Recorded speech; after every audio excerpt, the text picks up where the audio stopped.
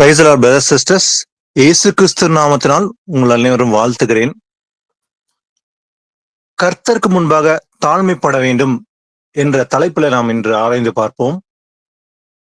இயேசு கிறிஸ்து அவர் மனுஷகுமாரனாக இந்த பூமியில இருந்தார்.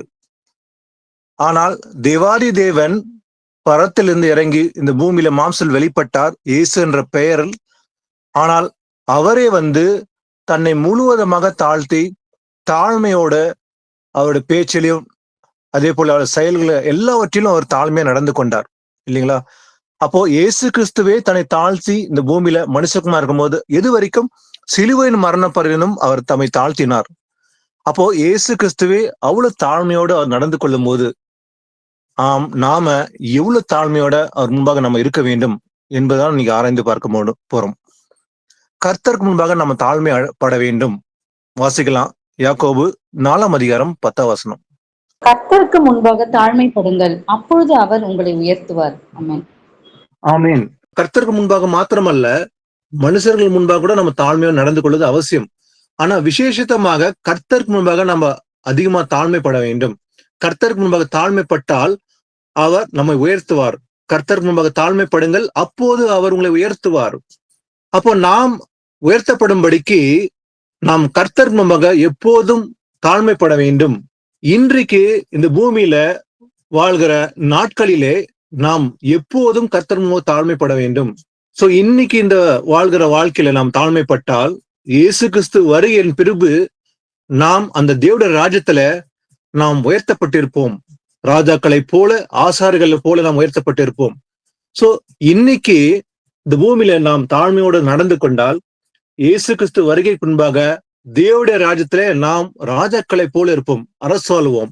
சோ நாம் ராஜாக்களை போல அரசாளுவோம் என்று எழுதப்பட்ட இருக்கிறபடியே நாம் தேவனுடைய ராஜ்யத்திலே உயர்த்தப்பட்டிருப்போம். ஆனா இன்னைக்கு நான் தாழ்மைப்படுற, அதனால இன்னைக்கே அந்த உயர்வு வேண்டும் என்று எதிர்பார்ப்போடு நாம் தாழ்மைப்படாம, கர்த்தர் நம்முடைய தேவன் அவர் உயர்ந்திருக்கிறார். வானமே சிங்காசனம், பூமியை பாதப்படியா இருக்கிறது. அப்படிப்பட்ட தேவன் முன்பாக நாம் தாழ்மைப்பட வேண்டும் என்று நாம் தாழ்மைப்பட்டால் இன்றைக்கு தேவனுடைய ராஜ்யத்தில் நாம் உயர்த்தப்பட்டிருப்போம்.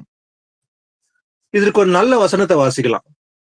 அதாவது விசேஷமாக இந்த தாழ்மையை குறித்து நம்ம 1 பேதுலயும் ஒரு விஷயத்தை பார்க்கலாம். 5ஆம் அதிகாரத்துல 1-6 வாசிங்க. உங்களில் உள்ள மூப்பருக்கு உடன் மூப்பனும் கிறிஸ்துவின் பாடுகளுக்கு சாட்சியும் இனி வெளிப்படும் மகிமைக்கு பங்காளியுமாய் இருக்கிற நான் புத்தி சொல்லுகிறது என்னவென்றால், உங்களிடத்தில் உள்ள தேவனுடைய மந்தையை நீங்கள் மேய்த்து கட்டாயமாய் அல்ல, மனப்பூர்வமாயும் அவலட்சணமான ஆதாயத்திற்காக அல்ல, உற்சாக மனதோடும் சுதந்திரத்தை இருமாப்பாய் ஆளுகிறவர்களாக அல்ல, மந்தைக்கு மாதிரிகளாகவும் கண்காணிப்பு செய்யுங்கள். அப்படி செய்தால் பிரதான மேய்ப்பர் வெளிப்படும் போது மகிமையுள்ள வாடாத கிரீடத்தை பெறுவீர்கள். அந்தபடி இளைஞரே, மூப்பருக்கு கீழ்ப்படியுங்கள். நீங்கள் எல்லாரும் ஒருவருக்கொருவர் கீழ்ப்படிந்து மனத்தாழ்மையை அணிந்து கொள்ளுங்கள். பெருமை உள்ளவர்களுக்கு தேவன் எதிர்த்து நிற்கிறார், தாழ்மை உள்ளவர்களுக்கோ கிருபை அளிக்கிறார். ஆகையால் ஏற்ற காலத்திலே தேவன் உங்களை உயர்த்தும்படிக்கு அவருடைய பலத்த கைக்குள் அடங்கியிருங்கள். ஆமீன். ஆமீன்.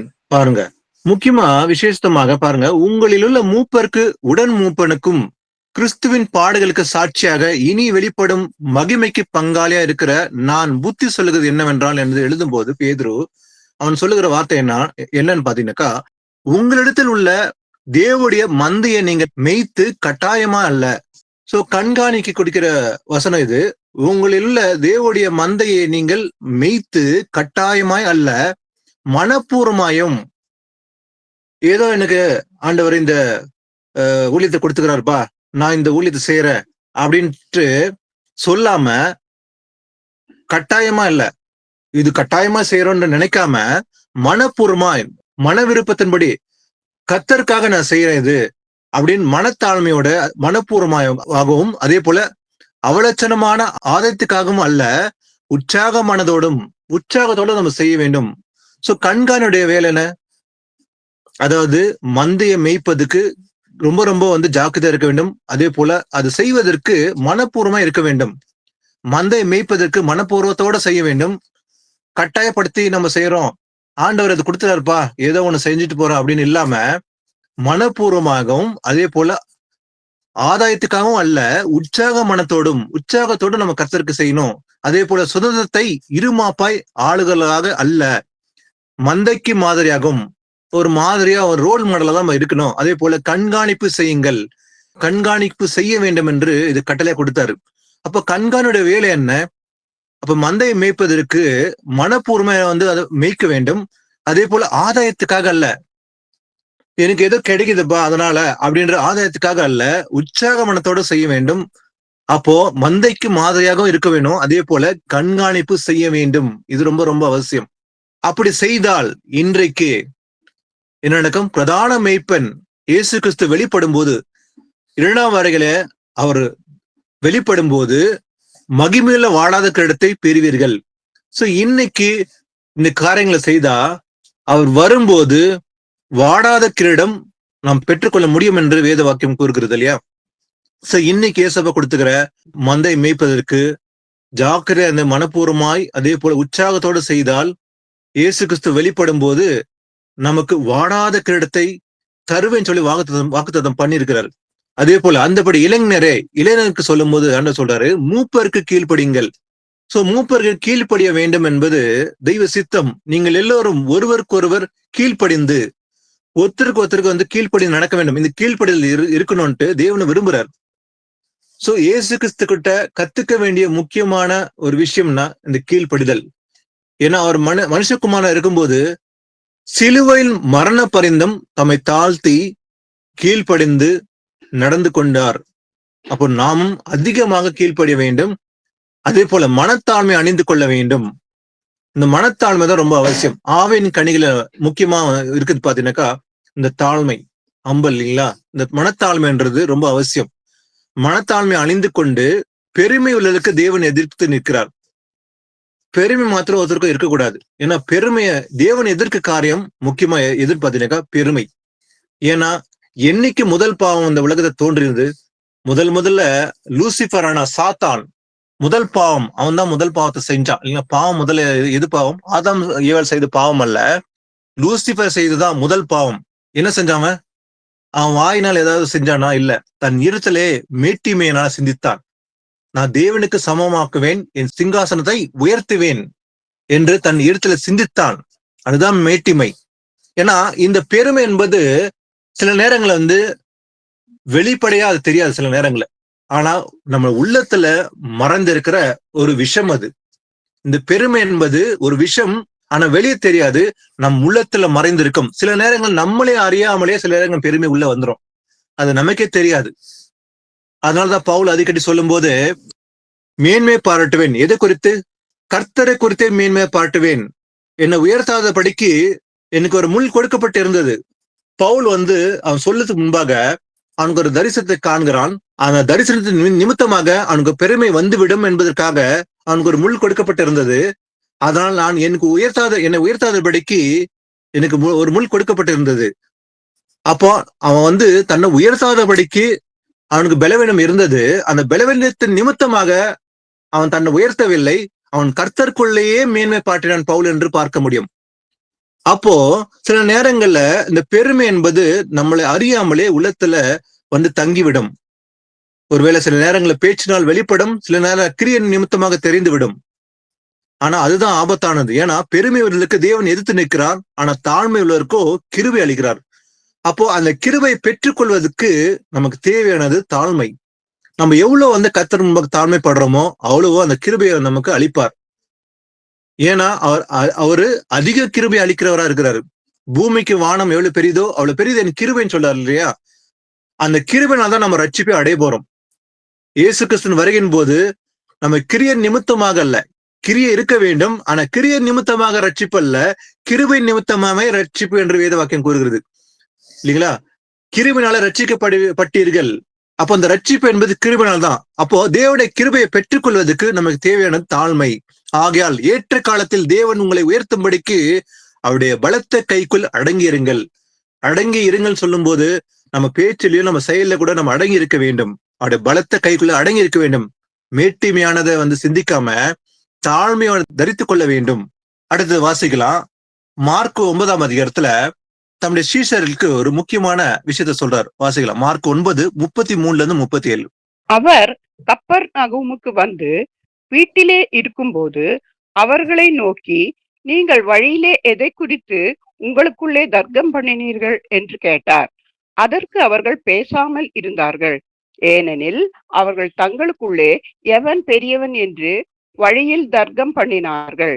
அப்பொழுது அவர் உட்கார்ந்து 12 அழைத்து, எவனாகிலும் முதல்வனாய் இருக்க விரும்பினால் அவன் எல்லோருக்கும் கடையவனானும் எல்லோருக்கும் ஊழியக்காரவனுமாய் இருக்க கடவன் என்று சொல்லி, ஒரு சிறு பிள்ளையை எடுத்து அதை அவர்கள் நடுவிலே நிறுத்தி அதை அணைத்து கொண்டு, இப்படிப்பட்ட சிறு பிள்ளைகளில் ஒன்றை என் நாமத்தினாலே ஏற்றுக்கொள்ளுகிறவன் என்னை ஏற்றுக்கொள்ளுகிறான், என்னை ஏற்றுக்கொள்ளுகிறவன் என்னை அல்ல, என்னை அனுப்பினவரை ஏற்றுக்கொள்ளுகிறான் என்றார். ஆமென். ஆமென். பாருங்க, இயேசு கிறிஸ்து கப்பர்நகூமுக்கு வந்தபோது, வீட்டுல இருக்கும்போது அந்த சீஷர்களை பார்த்து சொல்றாரு ஆண்டவர், நீங்கள் வழியிலே எதை குறித்து உங்களுக்குள்ளே தர்க்கம் பண்ணினீர்கள். அவங்களுக்குள்ள ஒரு தர்க்கம் உண்டாச்சு, வாக்குவாதம். அதை கர்த்தர் அறிந்திருந்தார். ஆனாலும் அவங்ககிட்ட கேட்கிற, எதை குறித்து நீங்க தர்க்கம் பண்ணீங்க? ஆனா அவங்க எதையுமே பேசாம அமைதியா இருந்தாங்க. அப்போ ஏனெனில் அவர்கள் தங்களுக்குள்ளே எவன் பெரியவன் என்று வழியிலே தர்க்கம் பண்ணினார்கள். அந்த தர்க்கம் பண்ணத இயேசு கிறிஸ்து அறிந்திருந்தார். அதான் வீட்டுக்கு வந்த போது அவங்க கேட்கிறாரு, எதை குறித்து நீங்க தர்க்கம் பண்ணீங்க? ஆனா எதை குறித்து அவங்க பண்ணாங்கன்னா, யாரு எனக்குள்ள பெரியவன்? அப்போ அவங்க தர்க்கம் பண்ணின விஷயம் அந்த மேட்டிமையான விஷயம் தான் தர்க்கம் பண்ணிருக்காங்க. நீ பெரியவனா நான் பெரியவனான்ற தர்க்கம் அவங்கள உண்டாயிடுச்சு. அது வழியில செஞ்சாங்க. அதனால இயேசு கிறிஸ்து அவங்களை பார்த்து கேட்கிறாரு. அப்போ ஏசப்ப சொல்றாரு அவங்களை பார்த்து, 12 அழைத்து, எவனாகிலும் முதல்வனா இருக்க விரும்பினால், நான் முதன்மையா இருக்க விரும்பினாக்கா என்ன பண்ணுமா, அவன் எல்லோருக்கும் கடையானவனும் எல்லோருக்கும் ஊழியக்காரனாய் இருக்க கடவன் என்று சொல்லி. அப்போ நீங்க ஒருத்தர் யாராவது முதன்மையா இருக்க விரும்பினா முதல்ல என்ன செய்யணுமா? ஊழியக்காரனா இருக்க வேண்டும். அப்போ ஊழியம் செய்ய வேண்டும். ஏன்னா இயேசு கிறிஸ்து எதுக்காக வந்தாரு? ஊழியம் கொல்லும்படி வரல, ஊழியம் செய்ய வந்ததான் இயேசப்பா தன்னை தாண்டி சொல்றாரு. அதுக்கு அவரே சொல்றாரு, ஒரு சிறு பிள்ளையை எடுத்துட்டு சொல்றாரு, அதை அவர்கள் நடுவில் நிறுத்தி அதை அணைத்து கொண்டு, இப்படி சிறு பிள்ளைகளில் ஒன்றை என் நாமத்தினால் ஏற்றுக்கொள்ளுகிறவன். சிறு பிள்ளை என்பது அந்த தாழ்மையை குறிக்கிறது. ஒரு எக்ஸாம்பிள் ஆண்டவர் காட்டுறாரு. எதுக்குன்னா, சிறு பிள்ளை கள்ளங்கபடம் இல்லாத உள்ளதான் சிறு பிள்ளை. அதே போல சிறு பிள்ளை எது சொன்னாலும் அப்படியே கீழ்ப்படியும். அந்த மேட்டிமை இருக்காது, கள்ளம் கபடம் இருக்காது, பாவம் இருக்காது. அப்போ அந்த சிறு பிள்ளை உதாரணமா காற்றி சொல்றாரு, ஏற்றுக்கொள்ளுகிறவன் என்னை ஏற்றுக்கொள்கிறான். அதே போல என்னை ஏற்றுக்கொள்கிறவன் என்னை அல்ல, என்னை அனுப்பினவரை ஏற்றுக்கொள்ளுகிறான். அப்போ முதல்ல தேவையானது அதான் ஆண்டவர் சொல்றாரு, உங்களை யாருன்னா பெரியவனா இருக்க விரும்பினாக்கா நீ முதல்ல என்ன எப்படி இருக்கணுமா? ஊழியக்காரனை போல் இருக்க வேண்டும். அதே போல இதற்கு ஒப்பான பேரலான ஒரு வசனத்தை வாசிக்கலாம். லூக்கா 22 இதே தான் சொல்றாரு. அது இன்னும் கொஞ்சம் கிளியர் கட்டா சொல்றாரு, பார்க்கலாம். லூக்கா 22 24-27. அன்றியும் தங்களில் எவன் பெரியவனாய் இருப்பான் என்று அவர்களுக்குள்ளே வாக்குவாதம் உண்டாயிற்று. அவர் அவர்களை நோக்கி, புறஜாதியாரின் ராஜாக்கள் அவர்களை ஆளுகிறார்கள், அவர்கள் மேல் அதிகாரம் செலுத்துகிறவர்களும் உபகாரிகள் எண்ணப்படுகிறார்கள். உங்களுக்குள்ளே அப்படி இருக்கக்கூடாது. உங்களில் பெரியவன் சிறியவனை போலவும் தலைவன் பணிவிடைக்காரனை போலும் இருக்க கடவன். பந்தி இருக்கிறவனோ பணிவிடை செய்கிறவனோ எவன் பெரியவன்? பந்தி இருக்கிறவன் அல்லவா? அப்படி இருந்தும் நான் உங்கள் நடுவிலே பணிவிடைக்காரனை போல் இருக்கிறேன். ஆமீன். பாருங்க, அன்றியும் தங்களில் எவன் பெரியவனா இருப்பான் என்று அவர்களுக்குள்ளே வாக்குவாதம் உண்டாயிற்று. சோ அவங்களுக்குள்ள ஒரு ஆர்குமெண்ட் உண்டாயிடுச்சு, யார் பெரியவன் அப்படின்று தங்களுக்குள்ளே சீசர்களுக்குள்ள ஒரு வாக்குவாதம் உண்டாயிடுச்சு. அப்போ அவர்களை பார்த்து சொல்ற நோக்கி, புறஜாதியாரின் ராஜாக்கள் அவர்களை ஆளுகிறார்கள், அவர்கள் மேல் அதிகாரம் செலுத்துகிறார்கள், உபகாரிகள் எண்ணப்படுகிறார்கள். உங்களுக்குள்ளே அப்படி இருக்க கூடாது. ஏன்னா உங்களில் பெரியவன் எப்படி இருக்கணுமா? சிறியவனை போலவும். அப்போ உங்களுக்குள்ள ஒரு பெரியவன் அவன் சிறியனை போல இருக்க வேண்டும். அதே போல தலைவன் எப்படி இருக்கணுமா? பணிவிடைக்காரனை போல இருக்க கடவன். அவன் தலைவனா இருந்தாலும் கூட எப்படி இருக்கணுமா? பணிவிடைக்காரனை போல இருக்கணும். அதுதான் தாழ்மை. ஏன்னா பந்தி இருக்கிறவனா இல்ல பணிவிடை செய்கிறவனா இல்லைங்களா? ஒரு கல்யாணத்திலயோ இல்ல மற்ற காரியங்களிலோ பந்தி இருக்கிறவன் இருக்கிறான், பணிவிடை செய்யறவனும் இருக்கிறான் இல்லைங்களா? ஆனா இந்த 2 பேருமே இருக்கிறாங்க. எவன் பெரியவன் சொல்லி ஆண்டவர் சொல்றாரு. அப்ப பந்தி இருக்கிறவன் அல்லவா? பந்தி இருக்கிறவன் தான் பெரியவன். அது நல்லாவே தெரியும். அப்படி இருந்தாலும் கூட, அப்படி இருந்தும் நான் உங்கள் நடுவிலே பணிவிடைக்காரனை போல இருக்கிறேன். பாருங்க, இயேசு கிறிஸ்து தன்னை எப்படி தாழ்த்தி சொல்றாரு. அப்படி இருந்தும் கூட, அப்போ இயேசு கிறிஸ்து அவர் தேவாதி தேவன் தான், கர்த்தாதி கர்த்தன். அவர் பரத்தில் இறங்கி வந்த தேவன் அவரு. அப்படி இருந்து கூட எப்படி சொல்றாரு அவரு? அப்படி இருந்தும் கூட நான் உங்கள் நடுவிலே பணிவிடைக்காரனை போல இருக்கிறேன். அப்ப இயேசு கிறிஸ்துவே தன்னை தாழ்த்தி பணிவிடை செய்ய வந்திருக்கிற, ஊழியம் கொள்ளும்படி அல்ல, ஊழியம் செய்ய வந்து சொல்லும் போது நாம் எவ்வளவாக தாழ்த்த வேண்டும் என்று நாமே நிதானிக்க வேண்டும். அப்போ இந்த தாழ்மை என்றது கர்த்தர் முன்பாக நம்ம அதிகமா இருக்க வேண்டும். இயேசு கிறிஸ்து மனுஷகுமாரன் இருக்கும்போது தன்னை தாழ்த்தினார். வாசிக்கலாம் நீதிமொழிகள் 29:23 வாசிக்கலாம். மனுஷனுடைய அகந்தை அவனை தாழ்த்தும், மன தாழ்மை உள்ளவனோ கனமடைவான். ஆமென். மனுஷனுடைய அகந்தை, இந்த அகந்தை பெருமையா உள்ளத்தை தங்கி இருக்கும். சில நேரங்களில் வார்த்தையினால் வெளிப்படும். ஆனா அந்த அகந்தை அவனை தாழ்த்தும். ஆனா மனத்தாழ்மை உள்ளவனோ கனமடைவான்.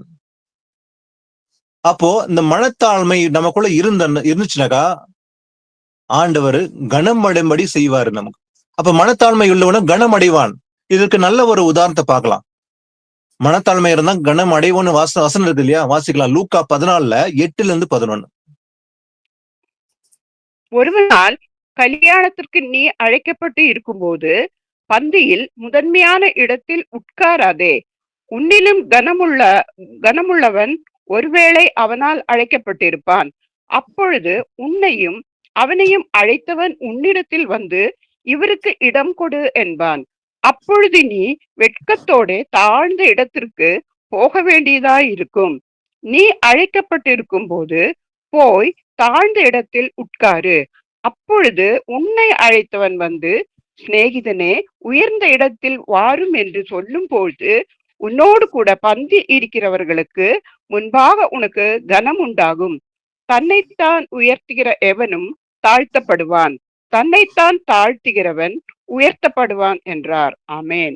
ஆமன். இயேசு கிறிஸ்து பேசுகிற இந்த உண்மையை பாருங்க. ஒரு நாள் கல்யாணத்துக்கு நீ அழைக்கப்பட்டிருக்கும் போது ஒரு இன்விடேஷன் யாரை கூப்பிட்டு நம்மளை அழைக்கிறாங்க உதாரணத்துக்கு. அப்போ பந்தியில் முதன்மையான இடத்தில் உட்காராதே அப்படி இயேசு கிறிஸ்து இது நல்லா அருமையா சொல்றாரு. ஏன்னா உன்னிலும் கனம் உள்ளவன் ஒருவேளை அவன் அழைக்கப்பட்டிருப்பான். அப்போ நம்மளை அழைச்சவன் கல்யாணத்துக்கு நம்மளுக்கே தெரியாது, கனமுள்ள ஒரு மனுஷனை ஒரு விஐபி அழைச்சிருப்பான் இல்லைங்களா? அதான் ஆண்டு சொல்ற பந்தியில முதன்மையான இடத்துல உட்காராதே, ஏன்னா உன்னிலும் கனமுள்ளவன் ஒருவேளை அவனால் அழைக்கப்பட்டிருப்பா. அப்போது உன்னையும் அவனையும் அழைத்தவன் நம்மளே அழைச்சிருக்கான். கனமுள்ளவன் இல்ல ஒரு விஐபி யாரும் அழைச்சிருக்கலாம். அழைத்தவன் உன்னத்தில் ஒருவேளை வந்தானக்கா, ஒருவேளை நீ முதன்மையான இடத்துல உட்கார்ந்துனிக்கா, கனமுள்ளன் வரும்போது அப்போ அழைத்தவன் என்ன பண்ணுவான்? அவருக்கு இடம் கொடுன்னு என்பான். அப்ப என்ன ஆகும்? அப்போது நீ வெட்கத்தோடு தாழ்ந்த இடத்துக்கு போக வேண்டியதா இருக்கும். அப்போ என்ன இருக்கும்? நமக்கு கனவீனம் உண்டாகும் இல்லையா? அப்போ அந்த கனவீனம் உண்டாகாதபடிக்கு நீ அழைக்கப்பட்டிருக்கும் போது என்ன பண்ணுமா? போய் தாழ்ந்த இடத்தில் உட்காரு. அப்போ கல்யாணத்துல இந்த கனம் பெற்றவன் அவன் அழைக்கப்பட்டிருக்கும் போது அவன் முதன்மையான இடத்துல தான் விரும்புவான். அவனும் அங்கதான் உட்காருவான். அதனால ஒருவேளை அந்த இடத்துல நம்ம உட்கார்ந்துருந்தான், அப்ப கல்யாணத்துக்கு அழைச்சவன் அவன் என்ன பண்ணுவான்? பின்னாடி உட்கார்றது மாதிரி செய்வான், சொல்லுவான் இல்லையா? அப்போ நம்ம என்ன பண்ணோமா? நீ அழைக்கப்பட்டிருக்கும் போது போய் தாழ்ந்த இடத்துல உட்காரு, பின்னாடி போய் உட்காரு. அப்போது உன்னை அழைத்தவன் ஒருவேளை சிநேகிதனே உயர்ந்த இடத்தில் வாரும் என்று சொல்லும் போது உன்னுடைய பந்தி இருக்கிறதுக்கு முன்பாக உனக்கு கனம் உண்டாகும். அப்போ நீ முதலே போய் தாழ்ந்த இடத்துல உட்கார்ந்து இருக்கும்போது சில ஒருவேளை உன்னை பார்க்கும்போது அழைத்தவன் என்ன பண்ணுவான்? நீ தாழ்ந்த இடத்துல உட்கார்ந்து இருக்கும்போது அவனே சொல்லுவான், அதாவது முன்னாடி உட்காரும்படி அவன் அந்த கணத்தை கொடுப்பான் இல்லைங்களா? அத வசனம் சிநேகிதனே உயர்ந்த இடத்தில் வாரும் என்று சொல்லும் போது என்ன நடக்கும்? உன்னுடனே கூட பந்தியர்களுக்கு முன்பாக உனக்கு கனம் உண்டாகும்.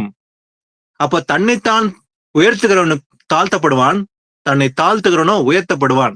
அப்போ பாருங்க, கனம் உண்டாகும். அந்த வசனம் சொல்லுது நீதிமொழிகளை வாஸ்தவம் இல்லையா? மனத்தாழ்மை உள்ளவனும் கனம் அடைவான். அப்போ இந்த மனத்தாழ்மையோட நீ இந்த காரியத்தை செஞ்சினாக்கா நீ எல்லோருக்கும் கனம் அடைவாள். அப்ப கல்யாணத்துல உனக்கு கணம் கிடைக்கும் இல்லைங்களா? அந்த விருந்துல உனக்கு கணம் பெற்றுக் கொள்வாய் இல்லைங்களா? கணம் உண்டாகும். அதான் வசனம் சொல்லுது, உயர்ந்த இடத்தில் யாரும் என்று சொல்லும் போது உன்னுடனுக்குரிய பந்திற்கு முன்பாக உனக்கு கணம் உண்டாகும். அப்ப உன்னை தாழ்த்தும் போது உனக்கு கணம் உண்டாகும் சொல்லி இருக்குது இல்லையா? வாசிக்கலாம். அடுத்தது இன்னொரு ஊமையை வாசிக்கலாம்.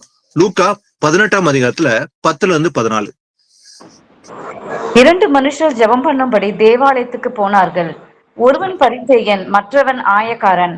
பரிசேயன் என்று, தேவனே, நான் பரிகாரர், அநியாயக்காரர், விபச்சாரக்காரர் ஆகிய மற்ற மனுஷனைப் போலவும் இந்த ஆயக்காரனைப் போலவும் இராததினால் உம்மை ஸ்தோத்திரிக்கிறேன்.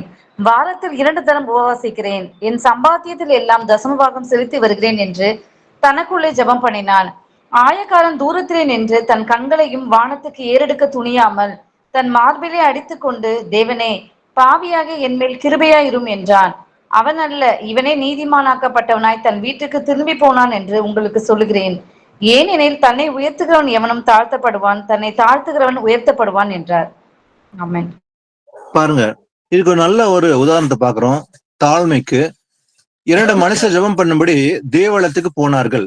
தேவாலயம் இருந்தது. சில நேரங்கள் சில பேர் இந்த வசந்த வச்சு கேட்பாங்க, என்னப்பா அன்னைக்கு தேவாலயம் இருந்தது, காணிக்க இருந்ததெல்லாம் சொல்லுவாங்க. அன்னைக்கு இருந்ததுதான், உண்மைதான். நியாயப்பிரமாணத்துக்கு இடம் இருந்தது. ஆனா இன்னைக்கு நியாயப்பிரமாணம் இல்ல. நாம தான் தேவனுடைய ஆலயமா இருக்கிறோம் இன்னைக்கு. அப்போ 2 மனுஷர்கள் ஜெபம் பண்ணும்படி தேவாலயத்துக்கு போனார்கள். ஒருவன் பரிசேயன், மற்றவன் ஆயக்காரன். இந்த பரிசேயன் ஆயக்காரன் 2 பேருமே ஜெபம் பண்றதுக்கு போறாங்க. ஆனா பரிசேயன் ஜெபம் பண்றான். எப்படி பண்றான் அவன்? பரிசேயன், தேவனே, நான் பரிகாரர், அநியாயக்காரர், விபச்சாரக்காரர் ஆகிய மற்ற மனுஷை போலவும், நான் அவங்கள போல இல்ல, நான் நல்லவன் அப்படின்னு சொல்லிதான் தன்னை வெளிப்படுத்தும்படி, நான் நல்லவன் என்று காண்பிக்கும்படிதான் அவன் ஜெபம் பண்றான். இராத நாள் உண்மை ஸ்தோத்தரிக்கேன். அவன் சொல்றான், ஆகிய மற்ற மனுஷனை போலவும் இந்த ஆயக்காரனை போலும் இராத நாள் உண்மை ஸ்தோத்தரிக்கேன். இந்த ஜெபம் செல்லுமா? கண்டிப்பா செல்லாது. மற்றவங்களுக்கு முன்பாக நான் பெரியவன் சொல்லி, நான் நல்லவன் சொல்லி காண்பித்து ஜெபம் பண்ணால் அதை ஆண்டவர் கேட்க மாட்டாரு. ஏன்னா இதுதான் அந்த பரிசேயன் செய்யறான். அதே போல நான் எல்லாமே செய்யறேன்னு சொல்லி நீதிமானை போல காண்பிக்கிறான். 2 தரம் உபாசிக்கிறேன், என் சம்பாதத்துல தசமாகலாம் கொடுக்குறேன் கரெக்டா, இதெல்லாம் சொல்லி ஜெபம் பண்றான். ஆனா அந்த ஆயக்காரன் என்ன பண்றான்? தூரத்தில் நிக்கிறான். தன் கண்களை வானத்துக்கு ஏறெடுக்க துணிகரமாக செய்யாம தாழ்மையோடு தன் மார்பில அடித்து கொண்டு, இதுதான் தேவனும் பிரியப்படுறார், இந்த தாழ்மை இல்லைங்களா? எப்பவுமே கர்த்தர் முன்பாக ஜெபம் பண்ணும்போது நமக்குள்ள தாழ்மை வேண்டும். நான் மற்றவனை போல இல்ல, நான் ரொம்ப நல்லவன் சொல்லி நீதிமானை போல் ஜெபம் பண்ணா கேட்க மாட்டார்.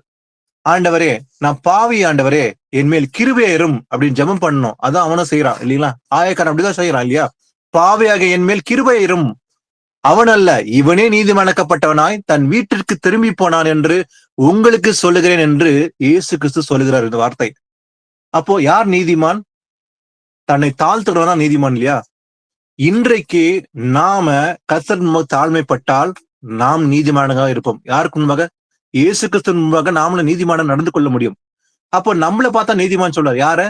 நாமும் இதே போல இந்த தாழ்மையுள்ள ஜெபம் பண்ணினால் நாம தான் நீதிமான் இல்லையா? அப்போ அதே போலதான் அவனும் ஜெபம் பண்ணால். ஏன்னா இதுக்கு ஒரு நல்ல வசனத்தை வாசிக்கலாம். நீதிமொழிகள் 22:4. தாழ்மைக்கும் கர்த்தருக்கு பயப்படுதலுக்கும் வரும் பலன் ஐஸ்வர்யமும் மகிமையும் ஜீவனுமாம். ஆமென். ஆமீன். தாழ்மைப்பட்டால் நமக்கு ஒரு பலன் உண்டு. என்னது? தாழ்மைக்கும் கர்த்தருக்கு பயப்படுதலுக்கும் வரும் பலன் ஐஸ்வர்யமும் மகிமையும் ஜீவனுமாமே. அப்போ நமக்கு எது முக்கியம் இல்லைங்களா? தேவனுடைய ஐஸ்வர்யம் முக்கியம் இல்லையா? இந்த உலகத்தின் ஐஸ்வர்யம் எல்லாம் ஒரு நாளுக்கு அது கருகி போகும் தீயில. இயேசு கிறிஸ்து வருகைக்கு முன்பாக அதுக்கெல்லாம் ஒரு முடிவு உண்டு. ஆனா அழியாத ஐஸ்வர்யம் தேவனிடத்தில் இருக்குது. அப்போ தாழ்மைக்கும் கர்த்தருக்கும் பயப்படுதலுக்கும் வரும் பலன் எப்படிப்பட்டது? ஐஸ்வர்யமும் மகிமையும் ஜீவனுமாமே. அப்போ நமக்கு எது முக்கியம்? இதுதான் முக்கியம் இல்லையா? அப்போ நம்ம தாழ்மைப்பட்டால் நமக்கு பலன் உண்டு என்று பார்க்கிறோம். அதே போல நீதிமொழிகளை பார்க்கும்போது கூட நம்ம இன்னொரு வசனம் பார்க்க முடியும். அதாவது, நீ உன்னை ஞானி என்று எண்ணாதே, கர்த்தருக்கு பயந்து தீமை விட்டு விலகு. அப்போ என்னையே நான் மெச்சிக்கொள்வதற்கு நான் ஞானி சொல்லி என்னையே நினைக்க கூடாது. உன்னை ஞானி என்று எண்ணாதே. நான் ரொம்ப ஞானிப்பா, நல்லா அறிந்திருக்கிறேன், நான் கற்றிருக்கிறேன், நல்லா படிச்சிருக்கிறேன், நான் இந்த பட்டெல்லாம் வாங்கியிருக்கிறேன் அப்படின்ற அந்த உள்ளான அந்த மேட்டிமை இருக்கக்கூடாது. உன்னை ஞானி என்று நீ எண்ணாதே. ஏன்னா இந்த உலகத்தின் ஞானம் தேவனுக்கு முன்பாக பைத்தியமா இருக்குதுன்னு வசனம் சொல்லுது. அப்போ எப்படிப்பட்ட ஞானம் நமக்கு இருக்க வேண்டும்? பழத்திலிருந்து வருகிற ஞானம், அந்த ஞானம் தான் நமக்கு தேவை. அந்த உலகத்தின் ஞானம் தேவன் முன்பாக எப்படி இருக்குது? பைத்தியமா இருக்குதுன்னு சொல்லி வசனம் இருக்குது. வாசிக்கலாம். ரோமர் 12:16 வாசிக்கலாம். ஒருவரோடு ஒருவர் ஏக சிந்தை உள்ளவர்களாய் இருங்கள். மேட்டுமையானவைகளை சிந்தியாமல் தாழ்மையானவர்களுக்கு இணங்குங்கள். உங்களையே புத்திமான்கள் என்று எண்ணாதிருங்கள். ஆமென். பாருங்க, நம்மளே நான் ஒரு புத்திசாலின்னு சொல்லி எண்ணக்கூடாதான். உங்களையே புத்திமான்கள் என்று எண்ணாதிருங்கள். அப்போ எப்படி இருக்கணுமா? இருக்க வேண்டுமா? ஒருவரோடு ஒருவர் ஏக சிந்தையுள்ளா இருங்கள். ஒன்னஸ், ஒன் மைண்ட்ல இருக்கணும். ஏக சிந்தனை இருக்க வேண்டும். இல்ல இன்னும் சபைக்குள்ள நாம எல்லாரும் எப்படி இருக்கணும்? வெவ்வேறு அவங்களா இருக்கணும். ஆனா ஒரே சரீரத்துக்குள்ள இருக்கிறோம். சபைக்கு கிறிஸ்து தலையா இருக்கிறாரு. ஹெட் யாரு? இயேசு கிறிஸ்து ஒருவர்தான் ஹெட். நம்ம எல்லாரும் சகோதர சகோதரியை போல ஒரே குடும்பமா இருக்கிறோம். வெவ்வேறு ஊர்களில் இருந்தாலும் கூட நாம் ஆவியில் இணைக்கப்பட்டிருக்கிறோம். ஆனா தலை யாரு? ஹெட் இயேசு கிறிஸ்து ஒருவர் தான். அப்படி நமக்குள்ள முக்கியமான எது தேவை? ஏக சிந்தனை. ஏகமானது, ஏக சிந்தனை தான் நமக்கு தேவை. அப்போ ஒருவருக்கொருவர் நம்ம எப்படி இருக்கணுமா? ஏக சிந்தனை இருக்க வேண்டும். மேட்டிமையானகளை சிந்திக்க கூடாது. நான் இதை செஞ்சிருவேன், அதை செஞ்சிருவேன், இங்க போவேன், அதை பண்ணேன், இந்த பட்டல் போய் அதை செய்வேன் அப்படின்ற மேட்டிமையான காரணம் சிந்திக்காம தாழ்மையவர்களுக்கு இணங்க வேண்டும். உங்களையே புத்திமான்கள் என்று எண்ணாதீர்கள். எனக்கு எல்லாமே தெரியும்பா, நான் எல்லாமே கற்றிருக்கிறேன், A to Z என்ன எல்லாம் தெரியும் அப்படின்ற சிந்திக்காம தாழ்மையா நம்ம நடந்து கொள்ள வேண்டும். வாசிக்கலாம். மத்தேயு 18:1-6. அவ்வேளையிலே சீஷர்கள் இயேசுவினிடத்தில் வந்து, பரலோக ராஜ்யத்தில் எவன் பெரியவனாய் இருப்பான் என்று கேட்டார்கள். இயேசு ஒரு பிள்ளையை தம்மிடத்தில் அழைத்து அதை அவர்கள் நடுவே நிறுத்தி, நீங்கள் மனம் திரும்பி பிள்ளைகளைப் போல் ஆகாவிட்டால் பரலோக ராஜ்யத்தில் பிரவேசிக்க மாட்டீர்கள் என்று மெய்யாகவே உங்களுக்கு சொல்லுகிறேன்.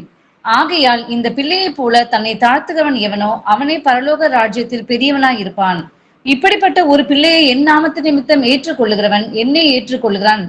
என்னிடத்தில் விசுவாசமா இருக்கிற இந்த சிறியரில் ஒருவனுக்கு இடரல் உண்டாக்குகிறவன் எவனோ அவனுடைய கழுத்தில் எந்திரக்கல்லை கட்டி சமுத்திரத்தின் ஆழத்திலே அவனை அமிழ்த்துகிறது அவனுக்கு நலமா இருக்கும். ஆமேன். பாருங்க, நம்ம மார்க் 9 வாசித்தோம், லூக்கா 22 வாசித்தோம். இங்க ஒரு முக்கியமான விஷயத்தை இன்னொன்னு கொஞ்சம் பார்க்கலாம். அதாவது பரலோக ராஜ்யத்தில் எழுதப்பட்டிருக்குது. ஏசப்பா சொல்லும் போது பரலோக ராஜ்யத்தில் எவன் பெரியவனா இருப்பான் என்று கேட்டார்கள். அப்ப சீசர்கள் ஏசப்பா கிட்ட கேக்குறாங்க, பரலோக ராஜ்யம் இந்த பூமியில இருக்கும் போது 1000 வருஷம் அரசாச்சு, அதுல யார் பெரியவனா இருப்பான் அப்படின்ற கேள்வி அங்க எழுப்பினாங்க. அப்ப இயேசு ஒரு பிள்ளையை தமிழத்தில் அழைத்து சொல்றாரு, நிறுத்தி நீங்கள் மனம் திரும்பி பிள்ளைகளை போல் ஆகாவிட்டால். இங்க பாத்தீங்கன்னா ஏசப்பா கிளியர் கட்டா சொல்றாரு, மனம் திரும்பி பிள்ளைகளை போல் ஆகாவிட்டால். இந்த மனம் திரும்புதுதான் தேவனை விரும்புறாரு. இன்னைக்கு கூட அவ்வளவுதான். இயேசு கிறிஸ்து விரும்புது ஒன்னேதான். கடைசி காலத்துல அப்படி வருகின்ற எல்லோரும் மனம் திரும்ப வேண்டும் தான் தேவனை விரும்புறாரு. மனம் திரும்பல ஒண்ணுதான் தேவனை விரும்புறாரு இன்னைக்கு. அப்ப மனம் திரும்பி என்ன பண்ணுவோம்? பிள்ளைகளை போல ஆகாவிட்டால், பிள்ளைகளை போலவே பாவம் இல்லாத கபடம் இல்லாத நம்ம உள்ள நமக்கு வேணும். அப்ப பரலோகத்தில் பிரவேசிக்க மாட்டீர்கள் என்று மெய்யாக உங்களுக்கு சொல்லுகிறேன். அப்போ கிங்டம் ஆஃப் காட்ல நான் பிரவேசிப்பதற்கு இது தேவை. மனம் திரும்பி பிள்ளையை போல் நம்ம மனத்தாழ்மையானது அணிந்து கொள்ள வேண்டும். ஆகையால் இந்த பிள்ளைகள் போல தன்னை தாழ்த்துகிறவன் எவனோ அவன் பரலோகத்தில் பெரியவனா இருப்பான். அப்போ கேட்கிற கேள்வி ஆண்டவர் சொல்றாரு, இந்த பிள்ளைகளை போல நீங்க தாழ்த்தினா நீங்க பரலோகத்துல பெரியவனா இருப்பீங்க. அப்ப இப்படிப்பட்ட ஒரு பிள்ளை என் நாமத்தின் நிமித்தம் ஏற்றுக்கொள்ளுகிறான், என்னை ஏற்றுக்கொள்கிறான். அப்போ அப்படிப்பட்ட பிள்ளை அவனை ஏற்றுக்கொள்ளுவரன் என்ன ஏற்றுக்கொள்றீங்க நீங்க? அப்ப என்னிடத்துல விசுவாசமா இருக்கிற எந்த சிறியவள் ஒருவனுக்கு இடல் உண்டாக்கிறவன் எவனோ, இடல் உண்டாக்கினா என்ன சொல்றாரு ஆண்டவர், அவனுடைய கழுத்தில் எந்திர கல்லை கட்டி சமுத்திரத்தின் ஆழத்திலே அவனை அமுத்துக்கிறது அவனுக்கு நலமா இருக்கும். ஆனா இந்த சிறியவர்களுக்கு ஒருவனுக்கு இடல் பண்ணக்கூடாது. ஆனா அது சிறிய பிள்ளை போல நம்ம மாறணும் தேவன் விரும்புறாரு. அடுத்து நம்ம பார்த்தோம், அதாவது இயேசப்பா சொன்னாரு, அதாவது தாழ்மைக்கும் கர்த்தருக்கு பயப்படுதலுக்கும் வரும் பலன் ஐஸ்வர்யம் சொல்லி பார்த்தோம். அதே போல ஒருவரோட ஒருவர் ஏக சிந்தனையா இருக்க வேண்டும். இதுக்கு முக்கியமா இயேசு கிறிஸ்து சொல்ற எப்படிப்பட்ட சிந்தை நமக்கு இருக்க வேண்டுமா? வாசிக்கலாம். பிலிப்பு 2 அதிகாரத்துல 5-11. கிறிஸ்து இயேசுவில் இருந்த சிந்தையே உங்களிலும் இருக்க கடவது.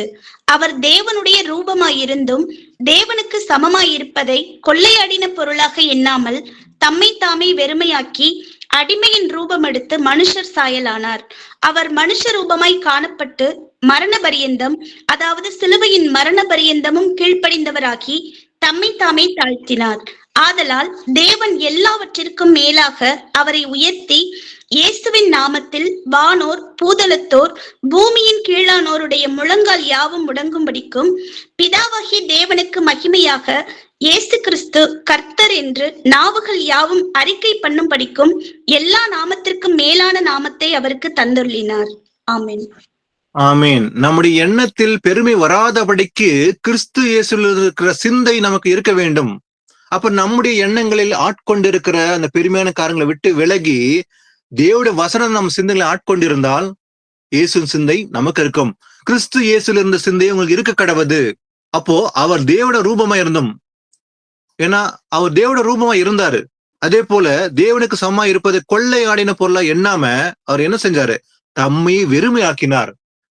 தன்மை வெறுமையாக்கி இந்த பூமியில அடிமையின் ரூபம் எடுத்தார் ஆண்டவர். அவர் யாரு? தேவாதி தேவன். அவர் கர்த்தாதி கர்த்தர், வானத்தையும் பூமியும் உண்டாக்கின சிருஷ்டி கர்த்தர் அவரு. ஆனாலும் கூட அவர் எப்படி வந்தாரு? தம்மை வெறுமையாக்கி விட்டார். வெறுமையாக்கி அடிமையின் ரூபம் எடுத்து அவர் உயர்த்தினார். அந்த பூமியில இருக்கும்போது மனுஷகுமாரனாக கண்டிப்பா இல்லையா? அடிமை ரூபம் எடுத்தார், மனுஷ சாயலானார். அவர்தான் இயேசு, அவர்தான் தேவன். அவர் மனுஷ ரூபமாய் காணப்பட்டு இருந்தும் கூட மரண பரியந்தம், எது வரைக்குமா? அதாவது சிலுவையின் மரண பரியந்தமும் கீழ்ப்படிந்தவராகி தம்மையே தாழ்த்தினார். அப்ப நாம் எவ்வளவு அதிகமா தாழ்த்த வேண்டும் சொல்லி பாருங்க. இயேசு கிறிஸ்துவே தம்மை தாழ்த்தும் போது நாம் எவ்வளவு அதிகமா தாழ்த்த வேண்டும் இல்லைங்களா? நம்முடைய பேச்சில, செயல்களை எல்லாவற்றையும் நம்ம தாழ்மைதான் வேணும். இந்த தாழ்மை தான் இயேசு கிறிஸ்து நமக்குள்ள அணிந்து கொண்டிருக்கிறோம்னுக்கான ஒரு அறிகுறி. இயேசு கிறிஸ்து தரித்து கொண்டிருக்கிறோம்னாக்கா, கிறிஸ்துவ தரித்தவர்கள் எப்படி இருப்பாங்க? தாழ்மை இருக்கவங்க இல்லையா? அந்த தாழ்மை வெளிப்படும். அப்ப கிறிஸ்து இயேசுல இருந்த சிந்தை உங்களுக்கு இருக்க கடவுது. அப்போ ஆதலால் தேவன் எல்லாவற்றுக்கும் மேலாக அவரை உயர்த்தி இயேசுவின் நாமத்தில் வானோர், பூதலத்தோர், பூமியின் கீழானவருடைய முழங்கால் யாவும் முடங்கும்படிக்கு பிதாவாகிய தேவனுக்கு மகிமையாக இயேசு கிறிஸ்து கர்த்தர் என்ற நாவுகள் யாவும் அறிக்கை பண்ணும்படிக்கு எல்லா நாமத்துக்கும் மேலான நாமத்தை அவருக்கு தந்திருந்தான். அவருடைய நாமமே எல்லாம் வேறு நாமம் நமக்கு கொடுக்கப்படவில்லை. எந்த நாமம்? இயேசு என்ற நாமம். இயேசு என்ற நாமம் சொன்னாலே பிசாசுக்கு நடுங்கும், நோய்கள் குணமாகும். அந்த நாமத்துக்கு அப்படிப்பட்ட வல்லமை இருக்குது இல்லைங்களா? அப்போ அந்த நாமம் அந்த நாமத்தை நாம் தரித்திருக்க நாம் கூட அந்த கீழ்ப்படிதல், அந்த தாழ்மை நாமும் அணிந்து கொள்ள வேண்டும்.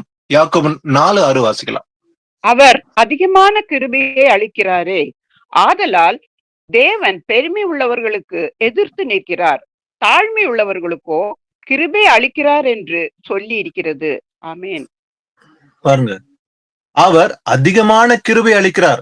பூமிக்கு வானம் எவ்வளவு பெரிதோ அவ்வளவு பெரிது என் கிருபைன்னு சொல்றாரு இல்லைங்களா? அப்போ அவ்வளவு அதிகமான கிருபை நமக்கு தந்திருக்கிறாரு. அந்த கிருபைனா தான் நம்ம எல்லாருமே இன்னைக்கு பிழைச்சிருக்கிறோம். ஏன்னா இந்த கடந்த 4 வருஷம் முன்பாக பெரிய கொள்ள நோய் கூட வந்துச்சு. அன்னைக்கு இருந்தவர்கள் அநேகர் இன்னைக்கு இல்ல. நிறைய பேர் பார்க்க முடியல. நம்ம சுற்றி நிறைய பேர் பார்க்கிறோம், அங்க இல்ல இன்னைக்கு. ஆனாலும் கூட நாம் பிழைத்திருப்பது எதனால?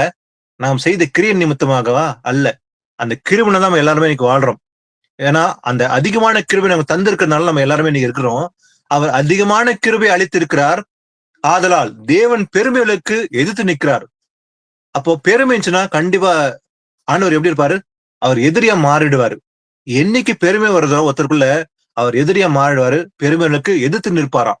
ஆனா தாழ்மை உள்ளவருக்கோ கிருபையை அளிக்கிறார் என்று சொல்லி இருக்கிறதே. ஒரு இடத்துலயா அநேக இடத்துல சொல்லியிருக்கிற ஆண்டவர்.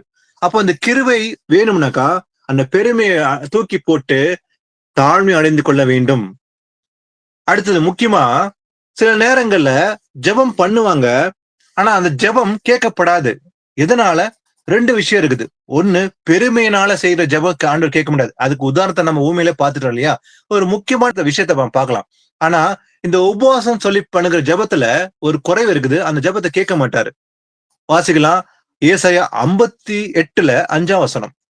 மனுஷன் தன் ஆத்துமாவை ஒடுக்குகிறதும் தலைவணங்கி நாணலை போல இரட்டிலும் சாம்பலிலும் படுத்துக் கொள்ளுகிறதும் எனக்கு பிரியமான உபவாச நாளாய் இருக்குமோ? இதையா உபவாசம் என்றும் கர்த்தருக்கு பிரியமான நாள் என்றும் சொல்லுவாய்? பாருங்க, பெருமையுள்ள உபவாச ஜெபம் இது கேட்பாரா? ஆண்டு சொல்றாரு, மனுஷன் தன் ஆத்துமை ஒடுக்கிறதும் தலை வணங்கி நாணனை போல் ரெட்டிலும் சாம்பலிலும் படுத்துக் கொள்ளுகிறதும் எனக்கு பிரியமான உபவாச நாளா இருக்குமோ? ஆனா அந்த மக்கள் அன்றைக்கு உபவாசம் பண்ணாங்க. ஆனா உபவாசத்தை வெளித்தோற்றதான் பண்ணாங்க தவிர தங்க இருத்துல தாழ்மை இல்லாம தான் செஞ்சாங்க. ஆனா சாம்பல்ல உட்கார்ந்து உபவாசம் பண்றாங்க. அது உபவாச நாளா இருக்குமா? இதே உபவாசம் என்ற கர்த்தருக்கு பிரியமான நாள் என்று சொல்லுகிறாய். ஒரு நாளை கொடுத்து கொண்டு அந்த நாள் உபவாசம் என்று சொல்லி ரெட்டிலும் அதே போல சாம்பலிலும் படுத்துக் கொள்றாங்க. இது பிரியமா உபவாசம் நாளா இருக்குமா? இல்லன்னு தான் ஆண்டவர் சொல்றாரு. இது பெருமையுள்ள உபவாசம் ஜெபம், இதை கேட்க மாட்டேன். ஆனா எப்படிப்பட்ட உபவாச ஜெபத்தை ஆண்டவர் கேட்பாரா? எது உபவாசம் வாசிக்கலாம். இதுலயே 6-7 வாசிக்கலாம். அக்கிரமத்தின் கட்டுகளை அவிழ்க்கிறதும் நுகத்தடியின் பிணையல்களை நெகிழ்கிறதும் நெருக்கப்பட்டிருக்கிறவர்களை விடுதலையாக்கி விடுகிறதும் சகல நுகத்தடிகளையும் உடைத்து போடுகிறதும் பசி உள்ளவனுக்கு உன் ஆகாரத்தை பகிர்ந்து கொடுக்கிறதும் துரத்துண்ட சிறுமையானவர்களை வீட்டிலே சேர்த்து கொள்ளுகிறதும் வஸ்திரம் இல்லாதவனை கண்டால் அவனுக்கு வஸ்திரம் கொடுக்கிறதும் உன் மாம்சமானவனுக்கு உன்னை ஒழிக்காமல் இருக்கிறதும் அல்லவோ எனக்கு உகந்த உபவாசம். ஆமென். ஆமீன். உகந்த உபவாசம் என்று சொல்லும் போது கர்த்தருக்கு பிரியமானது எதுவா? அக்கிரமத்தின் கட்டைகளை அவுக்கிறதும் நுகத்தடியின் பிணையல்களை நெகிழ்க்கிறதும் நெருக்கப்பட்டவர்களை விடுதலை பண்ணுகிறதும் அதே போல சகல நுகத்தடிகளையும் உடைத்து போடுகிறதும் பசி உள்ளவனுக்கு உன் ஆகாரத்தை பகிர்ந்து கொடுக்கிறதும். இந்த விஷயத்த இதே விஷயம்தான் இயேசு கிறிஸ்து மத்தேயுல 25ஆம் அதிகாரத்துல ஆண்டவர் சொல்றார், பசியா இருந்தேன் எனக்கு போஜனம் கொடுத்தீங்க.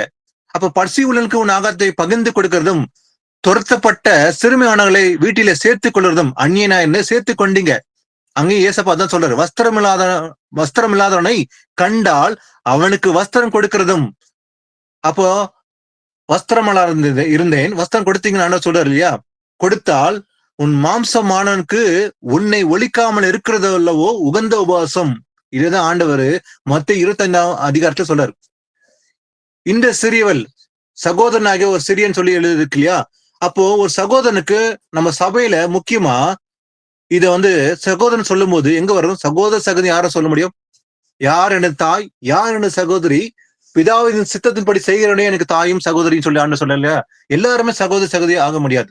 பிதாவின் சித்தத்தை செய்யறதா நமக்கு சகோதரி சகோதரியா இருப்பாங்க. அப்ப நாம எல்லாரும் எப்படி இருக்கிறோம்? சகோதர சகோதரிகளா தான் இருக்கிறோம் எல்லாருமே இல்லையா?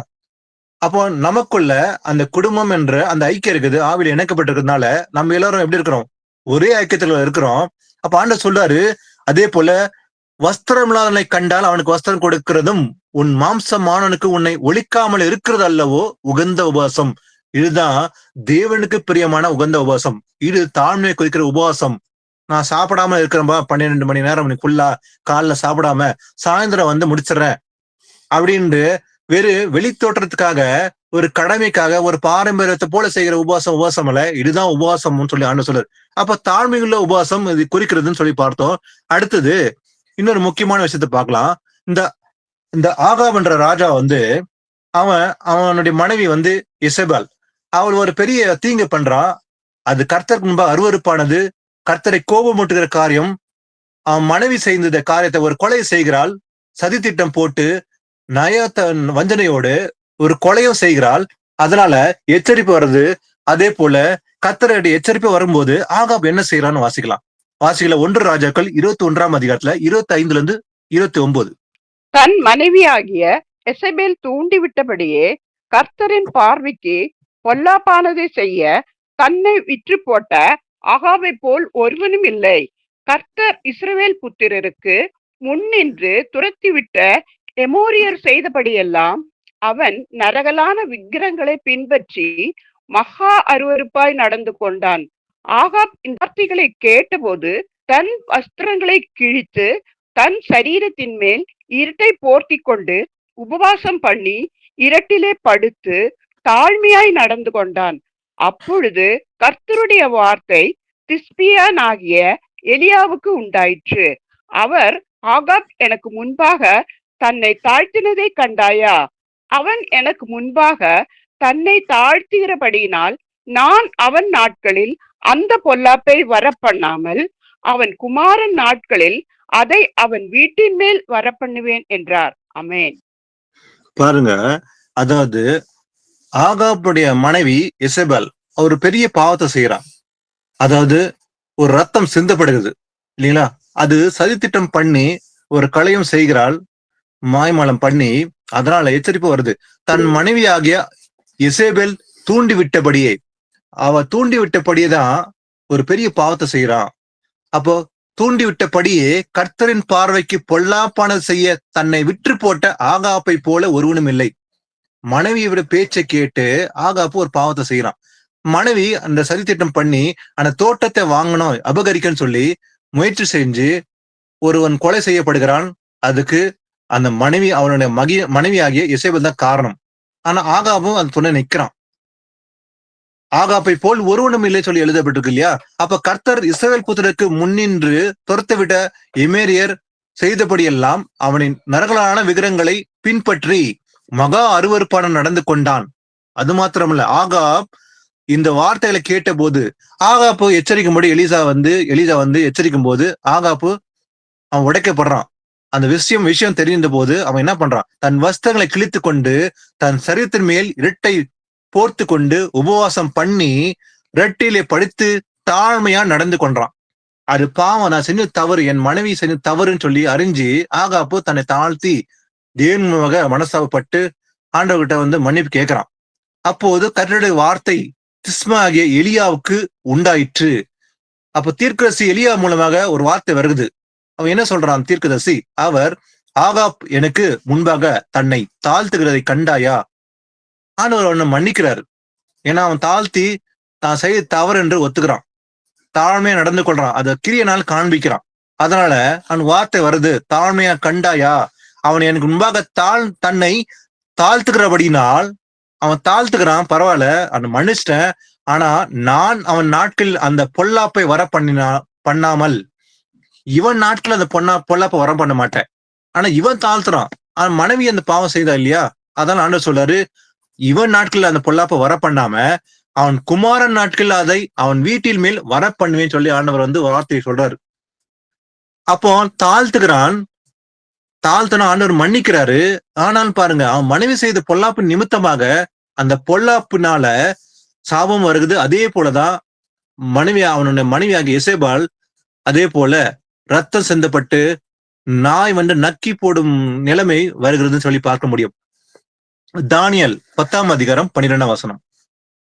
அப்பொழுது அவன் என்னை நோக்கி, தானியேலே, பயப்படாதே, நீ அறிவை அடைகிறதற்கும் உன்னை உன்னுடைய தேவனுக்கு முன்பாக சிறுமைப்படுத்துகிறதற்கும் உன் மனதை செலுத்தின முதல் நாள் துவக்கி உன் வார்த்தைகள் கேட்கப்பட்டது.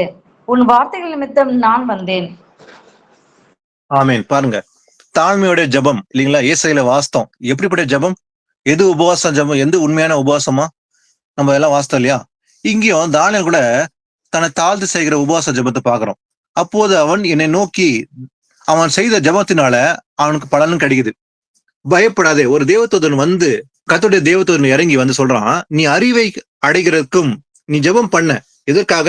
நீ அறிவை அடைகிறதுக்கும் உன்னுடைய தேவனுக்கு முன்பாக சிறுமைப்படுத்துகிறதுக்கும் உன்னுடைய தேவனுக்கு முன்பாக சிறுமைப்படுத்துகிறதுக்கும் உன் மனதை செலுத்தின முதல் நாள் துவங்கி ஃபர்ஸ்ட் டே வந்து நீ ப்ரேயர் பண்ண ஆரம்பிச்ச இல்லையா? அன்னைக்கே எப்படி ஜெபம் பண்ண? நீ அறிவை அடைவதற்கு உன்னுடைய தேவனுக்கு முன்பாக சிறுமைப்படுத்துகிறதுக்கும் உன் மனதை செலுத்தின முதல் நாள் துவங்கின்னு சொல்லி இருக்குது இல்லையா? அப்ப உன் வார்த்தைகள் கேட்கப்பட்டது. இப்படிப்பட்ட ஜெபம் தான் ஆண்டவர் கேட்கிறார். ஜெபம் பண்ண உடனே தானியேலுக்கு உத்தரவு வருகிறது இல்லைங்களா? இதுதான் உண்மையான ஜெபம். அவன் உபவாசித்து அவன் பாவத்துக்கு மாத்திரமல்ல, அந்த தேசத்தின் பாவங்களுக்காக அறிக்கை பண்ணி ஜெபம் பண்றவன். தன்னுடைய பாவத்துக்காக அல்ல, முக்கியமா வந்து அந்த தேசத்தின் மக்கள் செய்யற பாவத்துக்காக தன்னை தாழ்த்தி, நானும் அந்த பாவத்துக்கு உடன்பட்டிருக்கேன்னு சொல்லி தன்னை தாழ்த்தி ஜெபம் பண்றான். இதற்காக உபவாசம் பண்ணி ஜெபம் பண்றான். இதுதான் உண்மையான உபவாசம். அதை செய்யும் போதே அவனுக்கு வந்து ஆன்சர் வருது இல்லையா? உடனே அதான் வசனம் சொல்லுது, அதாவது உன்னுடைய தேவன் முன்பாக சிறுமைப்படுத்துவதற்கும் உன் மனதை செலுத்தின முதல் நாள் என்று எழுதப்படுகிறது. என்னைக்கு நீ ஆரம்பிச்ச ஜெபம் அன்னைக்கே உன்னுடைய வார்த்தை கேட்கப்பட்டது. அப்போ இப்படிப்பட்ட தாழ்மையுள்ள ஜெபம் வந்து ஆண்டவர் கேட்பாரு, உடனே ஆண்டவர் கேட்பாரு. அப்போ தாழ்மையுள்ள ஜெபம் கேட்கப்பட்டது முதல் நாளே. என்னைக்கு அவன் வந்து ஜெபிக்க ஆரம்பிக்கிறானோ அன்னைக்கு அந்த வார்த்தைகள் கேட்கப்பட்டது. உன் வார்த்தைகள் நிமித்தம் நான் வந்தேன்னு சொல்லி அந்த தேவதூதன் சொல்லுகிறான். அப்போ நம்முடைய ஜெபம் தாழ்மையுள்ள ஜெபமா? நம்ம செய்கிற ஜெபம் வந்து தேவனுக்கு பிரியமா இருக்குதா? அப்போ அப்படிப்பட்ட ஜெபம் கேட்கப்படும். எனக்கு இது வேணும், அது வேணும், இந்த காரியங்கள் வேணும், ரிக்வஸ்ட்களை போட்டு இதுக்கு இந்த காரியம் அந்த காரியம் சொல்லி செல்பிஷான ஜெபம் பண்ணாம, அதாவது பாவ அறிக்கை செய்து என்னுடைய பாவங்களுக்காக, தேசத்தின் பாவங்களுக்காக நம்ம அறிக்கை செய்யணும். ஏன்னா ஒரு தேசம் வந்து தொடர்ந்து பாவம் செய்யறதுனால அந்த தேசத்துக்கு பெரிய அழிவு வருது. அப்போ அந்த பாவத்து நிமித்தமாகத்தான் தேவன் வந்து அழிவை கொண்டு வராரு. அப்போ நம்முடைய வேலை என்ன? ஜெபம் பண்ணும்போது எனக்காக என்ற சூழ்நிலை ஜெபம் பண்ணாம மற்றவர்களுக்காக ஜெபம் பண்ற ஜெபம் தான் வந்து முக்கியம். அதுதான் தானியேல் செஞ்சான். அப்போ அந்த தாழ்மையான ஜெபத்தை கேட்கப்பட்டது. இப்படி ஒரு ஜெபம் தான் ஆண்டவர பிரியமா இருக்கிறான்னு சொல்லி பாக்குறோம். அடுத்தது வாசிக்கலாம். இன்னொரு முக்கியமான விஷயம், அதாவது இஸ்ரேல் மக்கள் வந்து அவங்க வந்து ஆண்டவர் வந்து அவங்களோட டெஸ்ட் பண்ணி பார்த்தாரு. எப்படின்னு பார்க்கலாம். அதாவது உபாகமும் 8ஆம் அதிகாரத்துல 1-6. நீங்கள் பிழைத்து பெருகி கர்த்தர் உங்கள் பிதாக்களுக்கு ஆணையிட்டு கொடுத்த தேசத்திலே பிரவேசித்து அதை சுதந்தரிக்கும்படி நான் இன்று உங்களுக்கு விதிக்கிற எல்லா கட்டளைகளின்படியும் செய்ய சாவதானமாய் இருப்பீர்களாக. உன் தேவனாகிய கர்த்தர் உன்னை சிறுமைப்படுத்தும்படிக்கும் தம்முடைய கட்டளைகளை நீ கைக்கொள்வாயோ கை கொள்ள மாட்டாயோ என்று அவர் உன்னை சோதித்து உன் இருதயத்தில் உள்ளதை நீ அறியும்படிக்கும் உன்னை இந்த 40 வருஷமளவும் வனாந்தரத்திலே நடத்தி வந்த எல்லா வழியையும் நினைப்பாயாக.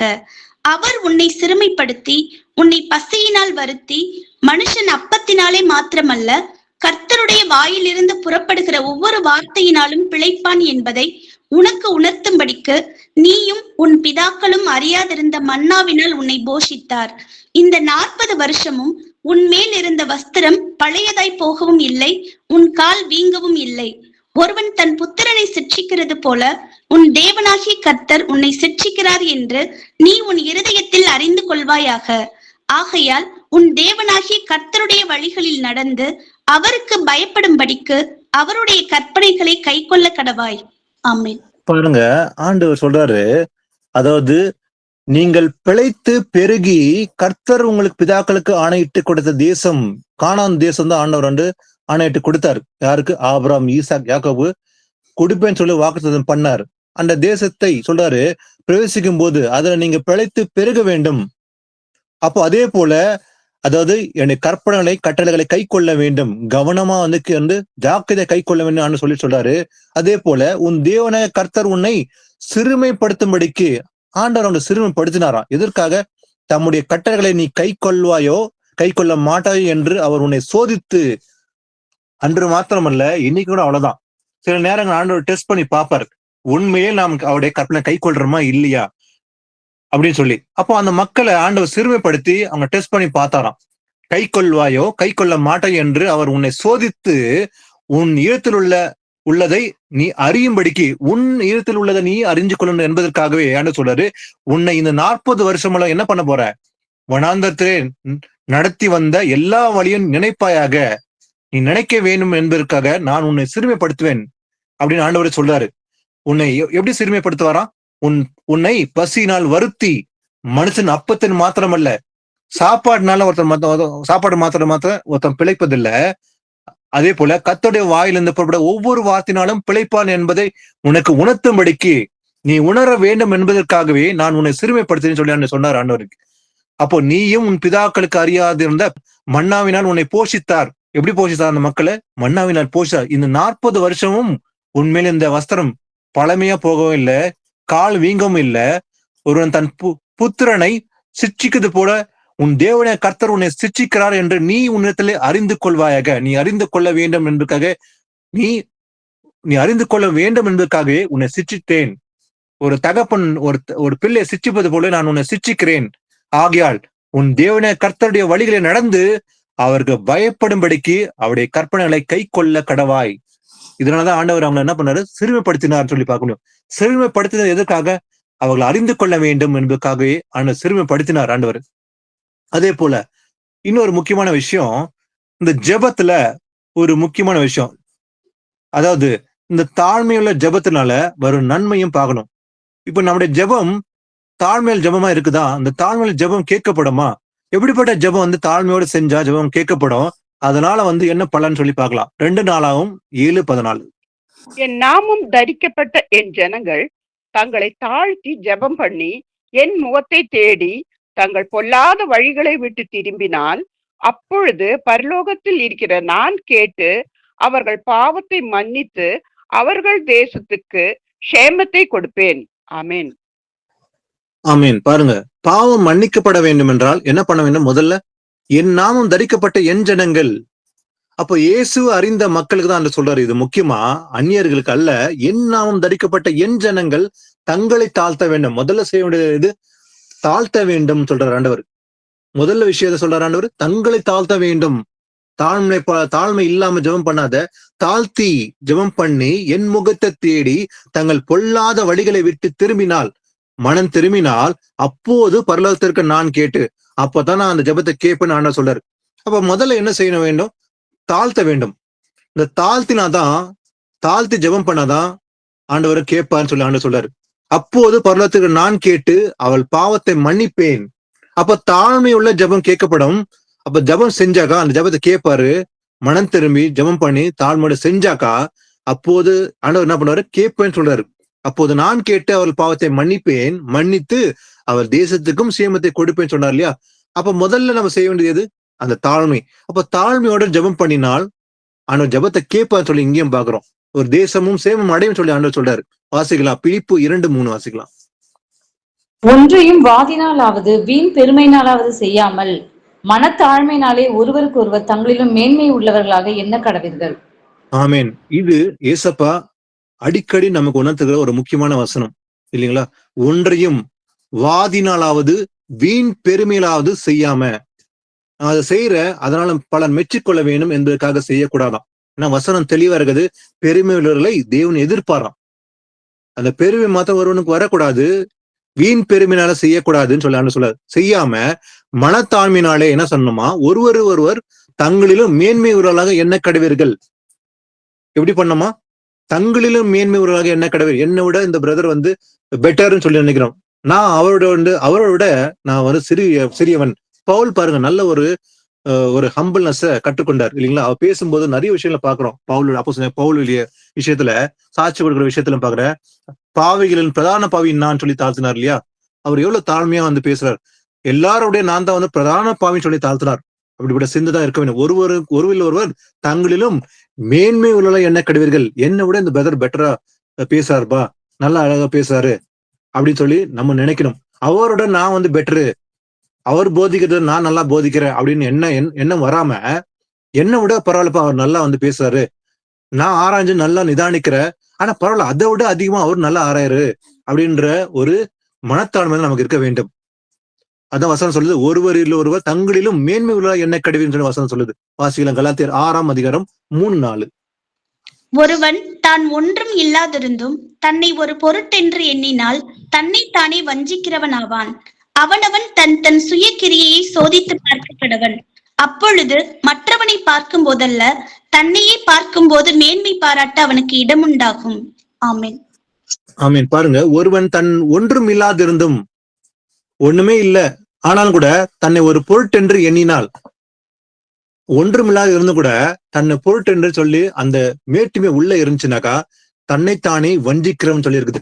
தன்னையே ஏமாற்றிக் கொள்கிறான் அவன். அப்போ அவன் தன் சுய கிரியை சோதித்து பார்க்க கடவன். தன்னுடைய சோதிக்கணுமா, மற்றவன் அதை பத்தி சோதிக்க கூடாது, மற்றவனை பார்க்க கூடாது, தன்னையே பார்க்க வேண்டும். தன் சுய கிரியையை சோதிக்க பார்க்க கடவன். தன்னைதான் பார்க்கணும், எனக்குள்ள என்ன கரெக்ஷன் வேணும் அப்படின்னு சொல்லி நம்ம தான் சோதித்து பார்க்கணும் நம்மள. அப்போது மற்றவனை பார்க்கும்போது அல்ல, தன்னையே பார்க்கும்போது மேன்மை பாட்ட அவனுக்கு இடம் உண்டாகும் சொல்லி இருக்குது இல்லைங்களா? அப்போ நமக்குள்ள என்ன முக்கியமானது, மற்றவனை பார்த்து நம்ம குற்றம் கண்டுபிடிக்க அவசியமே கிடையாது. தன்னைத்தானே வஞ்சிக்கிறவன். ஏன்னா அவன் தன் சுயக்கிரியை சோதிக்க பார்க்க வேண்டும். அப்ப நான் இயேசு கிறிஸ்து உண்மையை நடந்து கொள்றேன்னா, நான் இயேசுப்பாக்கு பிரியமா நடந்து கொள்றேன்னு சொல்லி நாம டெஸ்ட் பண்ணி பார்க்கணும். அப்படி இருக்கிறோம்னு சொல்லி, அப்போது மற்றவனை பார்க்கும்போது அல்ல, தன்னையே பார்க்கும்போது மேன்மை பாட்ட அவனுக்கு இடம் உண்டாகும். வாசிக்கலாம், சங்கீதம் 138:6. கர்த்தர் உயர்ந்தவராயிருந்தும் தாழ்மையுள்ளவனை நோக்கி பார்க்கிறார், மேட்டுமையானவனையோ தூரத்திலிருந்து அறிகிறார். ஆமென். பாருங்க, நம்முடைய ஆண்டவர், அன்புள்ள ஆண்டவர் பாருங்க, கர்த்தர் உயர்ந்தவராய் இருந்தும் கூட அவர் சர்வ வல்லமையில கர்த்தர் அவர் இருந்தும் கூட பாருங்க, தாழ்மை உள்ளவனை நோக்கி பார்க்கிறார். அப்படிப்பட்ட தேவன் அவர் உயர்ந்திருக்கிறார். வானமே சிங்காசனம், பூமியை பாதப்படியா இருக்குது. அப்படிப்பட்ட பெரிய தேவன் உயர்ந்திருக்கிறார். அப்படி இருந்து கூட என்ன பண்றாரு? தாழ்மையுள்ளவனை நோக்கி பார்க்கிறார். அப்ப யாரை நோக்கி பார்க்கிறாரா? தாழ்மை உள்ளவனை. அந்த உயர்ந்த தேவன் ஒரு சின்ன சிறிய பிள்ளையை போல தன்னை தாழ்த்தவனை தான் நோக்கி பார்க்கிறாராம். அப்ப மேட்டிமையான என்ன பண்றாரு? தூரத்துல இருந்து அறிகிறார். வாசிக்கலாம் மார்க் 10:45. அப்படியே மனுஷகுமாரனும் ஊழியம் கொள்ளும்படி வராமல் ஊழியம் செய்யவும் அநேகரை மீட்கும் பொருளாக தம்முடைய ஜீவனை கொடுக்கவும் வந்தார் என்றார். ஆமீன். பாருங்க, ஏசப்பா எதுக்காக வந்தாரு? அவர் பர்பஸ் எதுக்காக? தன் ஜீவனை கொடுக்கும்படிதான் வந்தார் ஆண்டவர். ரட்சகராக இயேசு கிறிஸ்து வந்தார். அதுதான் இயேசு என்ற பெயருக்கு என்ன அர்த்தம்? ரட்சகர், சேவியர். அப்படியே மனுஷகுமாரனான இயேசு ஊழியம் கொள்ளும்படி வரல. எதுக்காக வந்தாரா? ஊழியம் செய்ய தான் வந்தார். அவருக்குள்ள என்ன தாழ்மை இருந்தது. அநேகரை மீட்கும் பொருளாக தம்முடைய ஜீவனை கொடுக்கவும் வந்தார். அப்ப இயேசு கிறிஸ்துவே ஊழியம் செய்ய வந்தான்னு சொல்றாரு, ஊழியம் கொள்ளும்படி வரலன்னு சொல்றாரு. அப்ப நாம என்ன செய்யணும்? ஊழியம் செய்யணும். முதல்ல செய்ய வேண்டியது, நாம பெரியவனா இருக்கணும் விரும்பினால் நம்ம என்ன செய்யணும்? அதான் ஆண்டவர் கற்றுக் கொடுத்தாரு. ஆரம்பத்துல வாஸ்தா இல்லைங்களா? நம்ம எப்படி இருக்கணுமா? ஊழியக்காரனை போல இருக்க வேண்டும், ஊழியம் செய்ய வேண்டும். வாசிக்கலாம் ஆதியாகமம் 18:24-27. பட்டணத்துக்குள்ளே ஒருவேளை 50 நீதிமான்கள் இருப்பார்கள். அதற்குள் இருக்கும் அந்த 50 நீதிமான்கள் நிமித்தம் ரட்சியாமல் அந்த ஸ்தலத்தை அழிப்பீரோ? துன்மார்க்கனோடே நீதிமானையும் சங்கரிப்பது உமக்கு தூரமாய் இருப்பதாக. நீதிமானையும் துன்மார்க்கனையும் சமமாய் நடப்பிப்பது உமக்கு தூரமாய் இருப்பதாக. சர்வலோக நியாயாதிபதி நீதி செய்யாதிருப்பாரோ என்றான். அதற்கு கர்த்தர், நான் சோதோமில் 50 நீதிமான்களை கண்டால் அவர்கள் நிமித்தம் அந்த ஸ்தலம் முழுவதையும் ரட்சிப்பேன் என்றார். அப்பொழுது ஆபிரகாம் பிரதியுத்தரமாக, இதோ தூளும் சாம்பலுமாய் இருக்கிற அடியேன் ஆண்டவரோட பேச துணிந்தேன். ஆமென். ஆபிரகாம் கர்த்தர் முன்பாக நின்று கொண்டு பயத்தோடு நடுக்கத்தோடு பரிந்து பேசுகிற ஒரு காரியத்தை பாக்குறோம். அப்ப ஆபிரகாம் சொல்லும் போது, பட்டணத்துக்குள்ளே ஒருவேளை 50 நீதிமான்கள் இருப்பார்கள். ஒரு பட்டணத்துல 50 நீதிமான்கள் இருந்தாக்கா அதுக்குள்ள இருக்கும் அந்த 50 நீதிமான்கள் நிமித்தம் ரட்சியாமல் அந்த ஸ்தலத்தை நீ அழிப்பீரோன்னு சொல்லி கேட்கும்போது, துன்மார்க்கரோட நீதிமானியம் சங்கரிப்பது உமக்கு தூரமா இருப்பதாக. அப்போ ஒரு பட்டணத்துல துன்மார்க்கனும் இருக்கிறான், 50 நீதிமான்லாம் இருப்பாங்கன்னு சொல்லி கேட்கும்போது, நீதிமானியம் துன்மார்க்கனையும் சமமாய் நடப்பிப்பது உமக்கு தூரமா இருப்பதாக. சர்வலோக நியாயாதிபதி நீதி செய்யாதிருப்பாரோ என்றான். அதற்கு ஆண்டவர் சொல்றாரு, நான் சோதோமில் 50 நீதிமான்களை கண்டால், சோதம் என்ற பட்டணம் பாவம் நிறைந்த பட்டணம், ஆனா அதுல 5 நீதிமான்கள் இருந்த கண்டாக்கா அவள் நிமித்தம் அந்த ஸ்தலத்தை முழுவதையும் ரட்சிப்பேன் என்றார். ஆனா சோதம்ல நீதிமான்களே இல்லையா? அதெல்லாம் சோதம் அழிச்சு போட்டாரு. ஆனா சொல்றாரு, அப்போது ஆபிரகாம் பிரதியுத்தரமாக அவன் பயத்தோட சொல்ற ஒரு வார்த்தை பாருங்க, இதோ தூளும் சாம்பலுமா இருக்கிற அடியேன் ஆண்டவரோட பேச துணிந்தேன். அப்போ தாழ்மையோடு ஆபிரகாம் பயத்தோடு தான் அந்த வார்த்தை சொல்றாரு. கர்த்தர் முன்பாக தூளும் சாம்பலுமா இருக்கிற அடியேன்னு சொல்லி ஆபிரகாம் தன்னை தாழ்த்தி சொல்றார். ஆபிரகாம் அதாவது ஆபிரகாம் எப்படிப்பட்ட மனுஷன்? அவன் நீதிமானா இருந்தான், அதே போல விசுவாசம் தகப்பனா இருந்தாரு. அதாவது பூமியில் உள்ள மனுஷர்கள் உண்மையிலுமாக ஆசீர்வதிக்கப்பட்டிருப்பார்கள். அப்படிப்பட்ட மனுஷனும் கூட தன்னை எப்படி தாழ்த்துறான்? தூளும் சாம்பலுமா இருக்கிறேன் அடியேன் ஆண்டவரோட பேச துணிந்தேன்னு சொல்லி தாழ்த்தி பேசுகிறான். அதே போலதான் கர்த்தர் முன்பாக நாமும் கூட நம்ம தாழ்மைப்பட வேண்டும். வாசிகளை என்னாகும் 12:3. மோசேயானவன் பூமியில் உள்ள சகல மனிதரிலும் மிகுந்த சாந்த குணம் உள்ளவனாய் இருந்தான். ஆமேன். ஆமீன். மோசையை கொண்டு எகிப்தில் அடிமைத்தனத்தில் இருந்த மக்களை, லட்சக்கணக்கான மக்களை ஒரு தலைவனாக ஏற்படுத்தி விடுதலை பண்ணி அழைச்சு வந்தார். மோசை நடத்தி கொண்டு வந்தான். அப்படி இருந்து கூட மோசை எப்படி பண்ணா இருந்தானா, மோசையானவன் பூமியில சகல மனிதரிலும் எப்படி இருந்தான்? மிகுந்த சாந்த குணமுள்ளவனா இருந்தான். இல்லைங்களா? அப்போ நமக்குள்ள அந்த தாழ்மை, அந்த சாந்த குணம்ன்றது எவ்வளவு அதிகமா இருக்க வேண்டும்? ரோமர் 15:3 வாசிக்கலாம். கிறிஸ்துவும் தமக்கே பிரியமாய் நடவாமல் உம்மை நிந்திக்கிறவர்களுடைய நிந்தைகள் என்மேல் வீழ்ந்தது என்று எழுதியிருக்கிறபடியே நடந்தார். ஆமென். கிறிஸ்து எப்படி நடந்து கொண்டாரா? ஆண்டவர் தமக்கே பிரியமா நடவாமல், அப்போ அவருக்கே பிரியமா நடக்காம எப்படி நடந்தார் பூமியில இருக்கும்போது மனுஷகுமாரனாக? உம்மை நிந்திக்கிறவருடைய நிந்தைகள் என் மேல் விழுந்தது என்று எழுதியிருக்கிறபடியே நடந்தார் இல்லைங்களா? அவரே அப்படி இருக்கும்போது நாம் எவ்வளவு அதிகமாக தாழ்த்த வேண்டும்? வாசிக்கலாம், பிரசங்கி 5:2 வாசிக்கலாம். தேவ சமூகத்தில் நீ துணிகரமாய் உன் வாயினால் பேசாமலும் மனம் பதறி ஒரு வார்த்தையையும் சொல்லாமலும் இரு. தேவன் வானத்தில் இருக்கிறார், நீ பூமியில் இருக்கிறாய். ஆதலால் உன் வார்த்தைகள் சுருக்கமாய் இருப்பதாக. ஆமென். ஆமேன். நம்முடைய வார்த்தைகள் சுருக்கமா இருக்க வேண்டும், அதிகம் பேசக்கூடாதா. பேசுனா வசனம் மட்டும் தான் பேசணும். தேவ சமூகத்தில் நீ துணிகரமாய் உன் வாயினால் பேசாமலும் மனம் பதறி ஒரு வார்த்தையும் சொல்லாமலும் இரு. தேவன் வானத்தில் இருக்கிறார், நீ பூமியில் இருக்கிறார். அதனால எப்படி இருக்கணும்? நம்ம வார்த்தைகள் சுருக்கமா இருக்க வேண்டும். வசனம் தவிர வேற எதுவும் பேச, அதிகமா பேசுறதே தேவையில்லாத ஒரு காரியம். வாசிக்கலாம், யோபு 2:9-10. அப்பொழுது அவன் மனைவி அவனை பார்த்து, நீர் இன்னும் உம்முடைய உத்தமத்தில் உறுதியாய் நிற்கிறீரோ? தேவனை தூஷித்து ஜீவனை விடும் என்றாள். அதற்கு அவன், நீ பைத்தியக்காரி பேசுகிறது போல பேசுகிறாய். தேவன் கையிலே நன்மை பெற்ற நாம் தீமையையும் பெற வேண்டாமோ என்றான். இவைகள் எல்லாவற்றிலும் யோபு தன் உதடுகளினால் பாவம் செய்யவில்லை. ஆமேன். ஆமேன். பாருங்க, யோபு அவன் ஆண்டவர் அவனை டெஸ்ட் பண்ணி பார்க்கும்போது அவன் தன் உத்தமத்தில் நிலைத்திருந்தான். பாருங்க, அவனுடைய எல்லா ஆஸ்திகளும் போயிடுச்சு. ஆடு மாடுகள், பிள்ளைகள் இறந்து போயிட்டாங்க. எல்லாத்தையும் இழந்து அவன் ரோட்ல அமர்ந்து கொண்டு இருக்கும்போது அவனை பார்த்து அவன் மனைவி கூட தூஷிக்கிறாள். அவன் சொல்றா, அவன் மனைவி அவளை பார்த்து, நீர் இன்னும் உம்முடைய உத்தமத்துல உறுதியா நிற்கிறாயோ? எல்லாவற்றையும் போயிடுச்சு, ஒண்ணுமே இல்ல, இன்னும் கூட நீ உத்தம நிக்கிறியா? தேவனை தூஷித்து ஜீவனை விடுன்னு சொல்லி சபிக்கிறாள். ஆனால் யோபு கூறுகிறத பாருங்க, நீ பைத்தியக்காரி பேசுகிறத போல பேசுகிறாய். தேவன் கையில நன்மையை பெற்ற நாம் தீமையும் பெற வேண்டாமோ அப்படின்னு சொல்லி சொல்றான். பாருங்க, அவன்கிட்ட எவ்வளவு தாழ்மையோட அவன் வார்த்தை இருந்தது. சொல்றான், தேவன் கையில் நன்மை பெற்ற நாம தீமை பெற வேண்டாமோ என்றான். இவங்களை எல்லாவற்றிலும் எப்படி இருந்தான யோபு? தன் உதடுகளினால் பாவம் செய்யவில்லை. அந்த தாழ்மை என்றது நம்ம உதல தான் முக்கியமா தேவை. ஏன்னா இந்த உதடுகளை சில நேரங்கள நம்ம பேசுகிற வார்த்தையினால விழுந்து போறோம். அப்போ இந்த தாழ்மை என்பது நம்ம உதல்லாம் இருக்கணும். பேசுகிற வார்த்தையில கவனமா இருக்க வேண்டும். அவன் பாருங்க, யோபு தன் உதடுகளினால் பாவம் செய்யவில்லை. ஆனா தன் மனைவி சொல்றா, நீ ஜீவனை விடு, தேவனை தூசி ஜீவனை விடுன்னு சொல்றா. ஆனா யோபு என்ன சொல்றான்? நன்மை பெற்ற நாம தீமை பெற வேண்டாமோ? இது எல்லாவற்றிலும் யோபு இருந்தான் உத்தமம் நடந்து கொண்டான்னு சொல்லி பார்க்க முடியும். வாசிக்கலாம், ஏசாயா 2:12-17 வரை வாசி. எல்லாம் தாழ்த்தப்படும் பொருட்டு சேனைகளுடைய கர்த்தரின் நாளானது பெருமையும் மேட்டிமையுமானவை, எல்லாவற்றின் மேலும் உயர்ந்தவை, எல்லாவற்றின் மேலும் லீபனோனில் உள்ள உயரமும் ஓங்கலுமான எல்லா கேதுர்களின் மேலும், பாசானில் உள்ள எல்லா கர்வாலி மரங்களின் மேலும், உன்னதமான எல்லா பர்வதங்களின் மேலும், உயரமான எல்லா மலைகளின் மேலும், உயர்ந்த எல்லா கோபுரத்தின் மேலும், அரணான எல்லா மதிலின் மேலும், தர்ஷீஸின் கப்பல்கள் எல்லாவற்றின் மேலும், எல்லா சித்திர வினோதங்களின் மேலும் வரும். அப்பொழுது நரரின் மேட்டிமை தாழ்ந்து மனுஷனின் வீராப்பு தனியும். கர்த்தர் ஒருவரே அந்நாளை உயர்ந்திருப்பார். ஆமென். பாருங்க, கர்த்தருடைய நாள், டே ஆஃப் த லார்ட், அது வரப்போகிறது. அது முடிவு காலத்துல இருக்கிறோம். வந்துடுச்சு ஆல்ரெடி.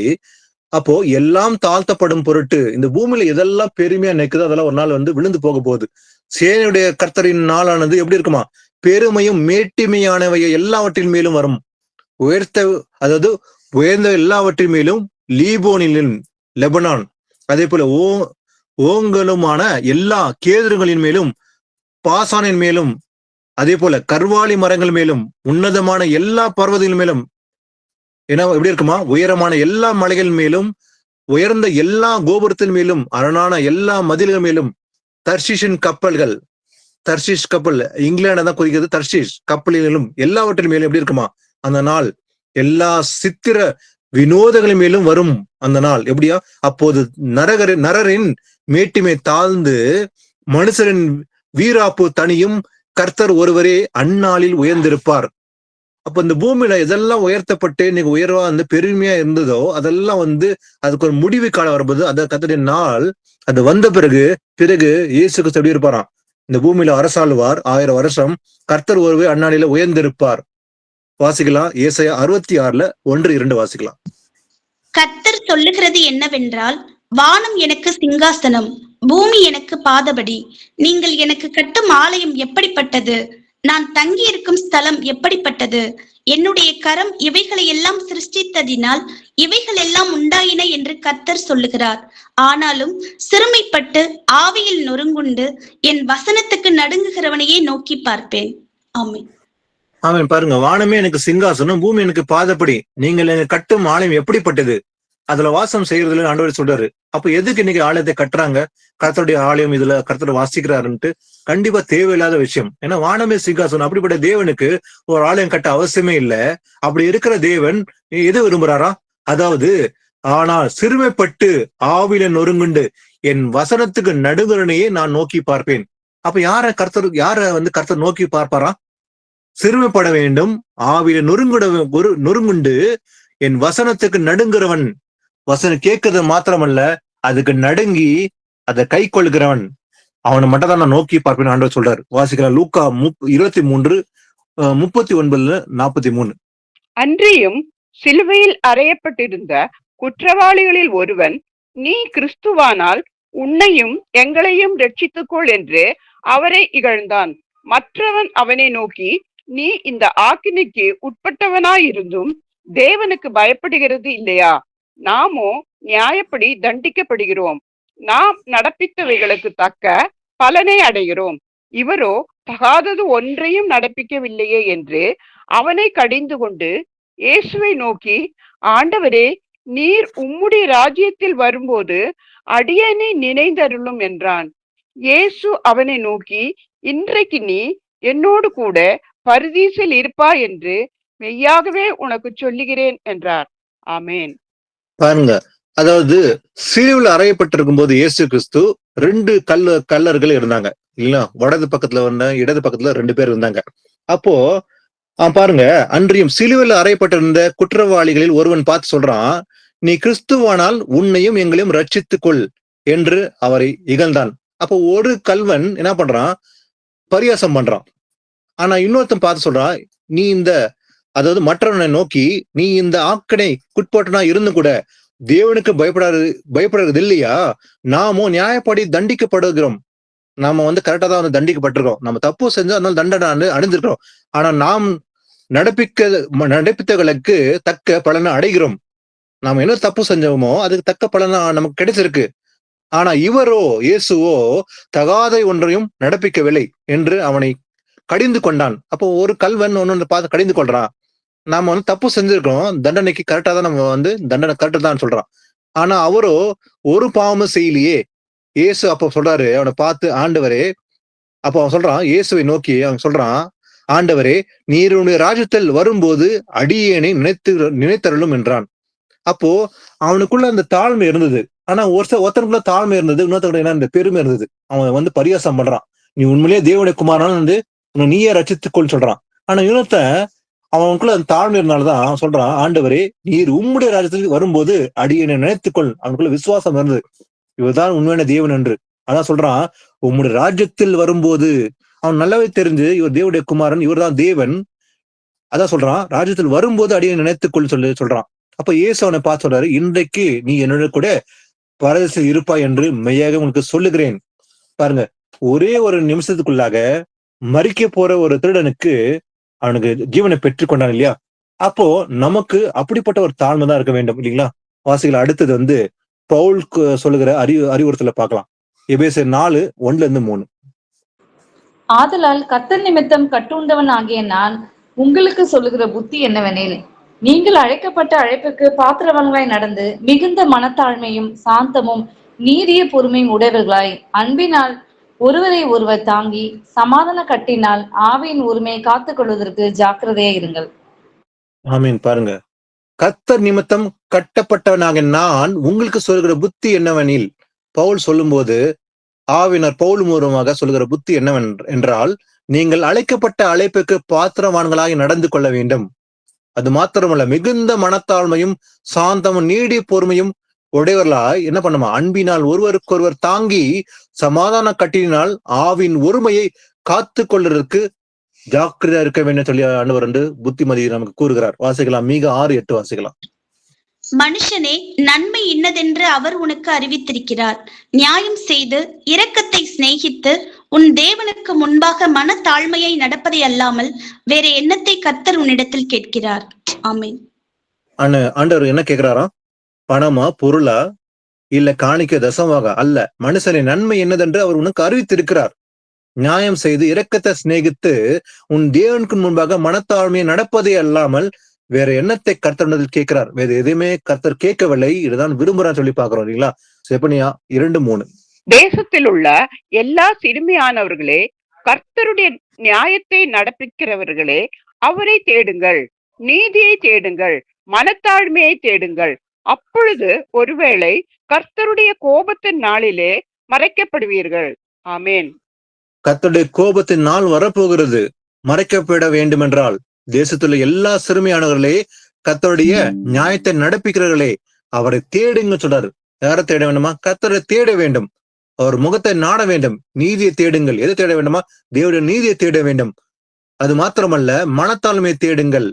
அப்போது ஒருவேளை கர்த்தருடைய கோபத்தின் நாளிலே மறைக்கப்படுவீர்கள் என்று ஆண்டவர் எச்சரிக்கிறார். வாசிக்கலாம், மத்தேயு 11:29.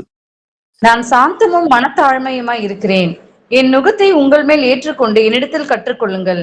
அப்பொழுது உங்கள் ஆத்துமாக்களுக்கு இளைப்பாறுதல் கிடைக்கும். ஆமீன். யார்கிட்ட நம்ம கத்துக்கொள்ளணுமா? ஏசப்பா கிட்ட. நான் சாந்தமும் மனத்தாழ்மையா இருக்கிறேன் அப்படின்னு ஏசப்பா சொல்றாரு. என் நுகத்தை உங்கள் மேல் ஏற்றுக்கொண்டு என்னிடத்தில் கற்றுக்கொள்ளுங்கள் ஆண்டவர் சொல்றாரு. அப்போ நம்ம கற்றுக்கொள்வது யாரிடத்தில்? ஏசப்பா கிட்ட இல்லையா? ஏன்னா அவருடைய கால் சுடை பின்பற்றுகிற பிள்ளைகளை போல நாம் இருக்க வேண்டும். அப்போ என்னத்தில் கற்றுக்கொள்ளுங்கள், அப்போது உங்கள் ஆத்மாக்களுக்கு என்ன வரும்? இளைப்பாறுதல் கிடைக்கும். நம்முடைய ஆத்மாக்கு இளைப்பாறுதல் வர வேண்டும் என்றால் நாம் கற்றுக்கொள்வது யார்கிட்ட? ஏசப்பா கிட்ட. ஏன்னா அவர் சாந்தம் மனத்தாழ்மை இருக்கிறாரு. அவருடைய நுகத்தை நாம் ஏற்றுக்கொண்டு அவரிடத்தில் கற்றுக்கொள்ள வேண்டும். கடைசியா வாசித்து முடிக்கலாம். 1 பேதுரு 3:8-9. மேலும் நீங்கள் எல்லாரும் ஒருமனப்பட்டவர்களும் இரக்கமுள்ளவர்களும் சகோதர சிநேகம் உள்ளவர்களும் மன உருக்கம் உள்ளவர்களும் இணக்கம் உள்ளவர்களுமாய் இருந்து தீமைக்கு தீமையையும் உதாசனத்துக்கு உதாசனத்தையும் சரி கட்டாமல் அதற்கு பதிலாக நீங்கள் ஆசிர்வாதத்தை சுதந்தரித்துக் கொள்ளும்படி அழைக்கப்பட்டவர்கள் என்று அறிந்து ஆசிர்வதியுங்கள். ஆமேன். ஆமேன். பாருங்க, கடைசி ஆண்டவர் சொல்லுகிற அறிவுரை என்னவென்றால், மேலும் நீங்கள் எல்லோரும் எப்படி இருக்கணுமா? ஒருமனப்பட்டிருக்க வேண்டும். இந்த ஒருமன்ன்றது முக்கியம். இந்த ஒருமனம் என்பது ஒரு பட்டணத்துக்கு மாத்திரமல்ல. இல்ல பெங்களூர் பட்டணத்துக்கு மாத்திரமா செப்பரேட்டா ஒரு ஒருமனமா? இல்ல சென்னை பட்டணத்துக்கு ஒருமனம் செப்பரேட்டா? இல்ல திருச்சி பட்டணத்துக்கு செப்பரேட் ஒருமனமா? இல்ல, எல்லோரும் ஒரே மனதோட இருக்க வேண்டும். பெங்களூர், திருச்சி, கர்நாடகா, தமிழ்நாடு எல்லா இருக்கிற வீட்டு சபையில நம்ம இணைஞ்சிருக்க நம்ம எல்லோருக்குள்ளே ஒரே மனதா இருக்க வேண்டும். ஒரே சிந்தனை இருக்க வேண்டும். நீங்கள் எல்லோரும் ஒரே மனப்பட்டிருக்க வேண்டும். இரக்கமுள்ளவர்களும் ஏக சிந்தனை இருக்க வேண்டும். ஒன்னஸ் என்று ஒன் தாட் தான் இருக்கணும். நமக்கு டிஃப்ரெண்ட் தாட்ஸ் இருக்கிறது. இல்ல நான் எங்களுக்கு வேற மாதிரி தோணுது, நான் இப்படி பண்றேன், இல்ல அங்க வேற மாதிரி அப்படி பண்ணிட்டோம் அப்படின்னு இல்ல, ஒரே தாட் இல்லைங்களா? ஏக சிந்தனை இருக்க வேண்டும். அதே போல மன உருக்கம் உள்ளவர்களாகவும் இணக்கமுள்ளவர்களாகவும் இருந்து தீமைக்கு தீமை செய்யக்கூடாது. தீமை செஞ்சா பதிலுக்கு தீமை செய்யாம, உதாசனத்துக்கு உதாசனத்தை சரி கட்டாம பதில் செய்யாம, அதற்கு பதிலாக என்ன செய்யணுமா? நீங்கள் ஆசீர்வாதத்தை சுதந்திரம் கொள்ளும்படி அழைக்கப்பட்ட இருக்கிறதுனால ஆசீர்வாதத்தை சுதந்திரம் கொள்ளும்படி அழைக்கப்பட்டிருக்கிற என்று அறிந்து என்ன பண்ணுமா? ஆசீர்வதிங்கள்.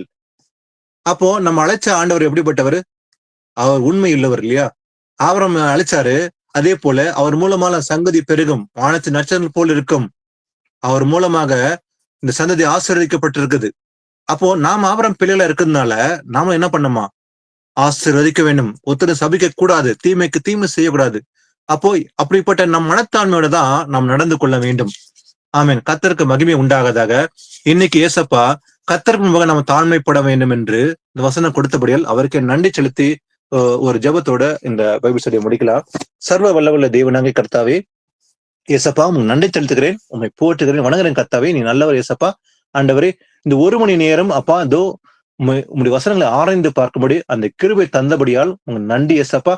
ஏசப்பா, தோ பெருமை உள்ளவர்களை நீ எதிர்க்கிறீர், ஆனா தாழ்மை உள்ளவர்கள் அதிக கிருபை அளிக்கிறீர் என்று சொன்னீர் அப்பா. அதே போல அந்த கிருபை பெற்றுக்கொள்ள அந்த ஸ்லாகியத்தை எங்க தாரும் கர்த்தாவே. ஒருவேளை எங்கள் வார்த்தையிலோ இல்ல சிந்தனையிலோ ஒரு மேட்டிமான காரியங்கள் சிறிதளவு இருந்தா கூட அதை எடுத்து போட்டு அப்பா உடைய கிருபையை தந்தரல வேண்டும் என்று வேண்டிக் கொள்ளும் கர்த்தாவே. அப்பா உன் வருகை மட்டும் அப்பா இந்த விசுவாசம் நிலைத்திருந்து கர்த்தாவே கனி கொடுக்கும்படி எங்களை அழைத்து கனி கொடுக்கும்படி கிருபை தாரும் கர்த்தாவே. எஸ் அப்பா அப்பா எதை செய்தாலும் மனத்தாழ்மையோட செய்யும்படி அப்பா அந்த தாழ்மை எங்க தந்தரலும் கர்த்தாவே. நாம் பேசும்போது நடக்கும்போது செயல்கள் எல்லா கிரியையிலும் அப்பா நாங்கள் தாழ்மையோட நடந்து கொள்ளும்படி அந்த தாழ்மை தாரும் கர்த்தாவே. நாங்கள் எல்லா இடத்துல சென்றாலும் கர்த்தாவே, ஒருவேளை வீட்டிலேயோ இல்ல வேலை ஸ்தலத்திலேயோ இல்ல உம்முடைய சமூகத்துல எல்லா சூழ்நிலையும் கர்த்தாவே நாங்கள் தாழ்மையோடு சிந்தித்து அதை நடந்து கொள்ளும்படி கிருபை தாங்க. தானம் ஜபித்தது போலவே இதோ பாவ அறிக்கையோடு தாழ்த்தி ஜபிக்கும்படி அந்த தாழ்மை சிந்தனை எங்க தாரும் கர்த்தாவே. அப்பா இதோ கேட்கல ஒவ்வொரு மேலும் உடைய கிருபை இறங்கிட்ட கர்த்தாவே, உடைய தயவு இறங்கிட்ட கர்த்தாவே. அப்பா ஆண்டவரே இதோ சபை ஒரு மனதோடு அப்பா ஏக சிந்தனையோடு செயல்படும்படி அந்த கிருபை தந்தபடியால் உங்களுக்கு நன்றி ஏசப்பா. உங்களுடைய வருகை மட்டும் ஒருமனப்பட்டு எல்லா காரியத்தையும் அப்பா தோ மனமேட்டிமையோடு செய்யாமல் மனத்தாழ்மையோடு செய்யும்படி அப்பா அந்த தாழ்மை எங்கள் தாரும் கர்த்தாவே. துதியும் கனமும் மகிமெல்லாம் ஒருவருக்கு மாத்திரமே செலுத்துகிறேன். வல்லமுடைய இயேசு கிறிஸ்து நாமத்தில் ஜெபிக்கின்றேன். ஆமீன். Praise the Lord brothers sister. Thank you brothers sisters.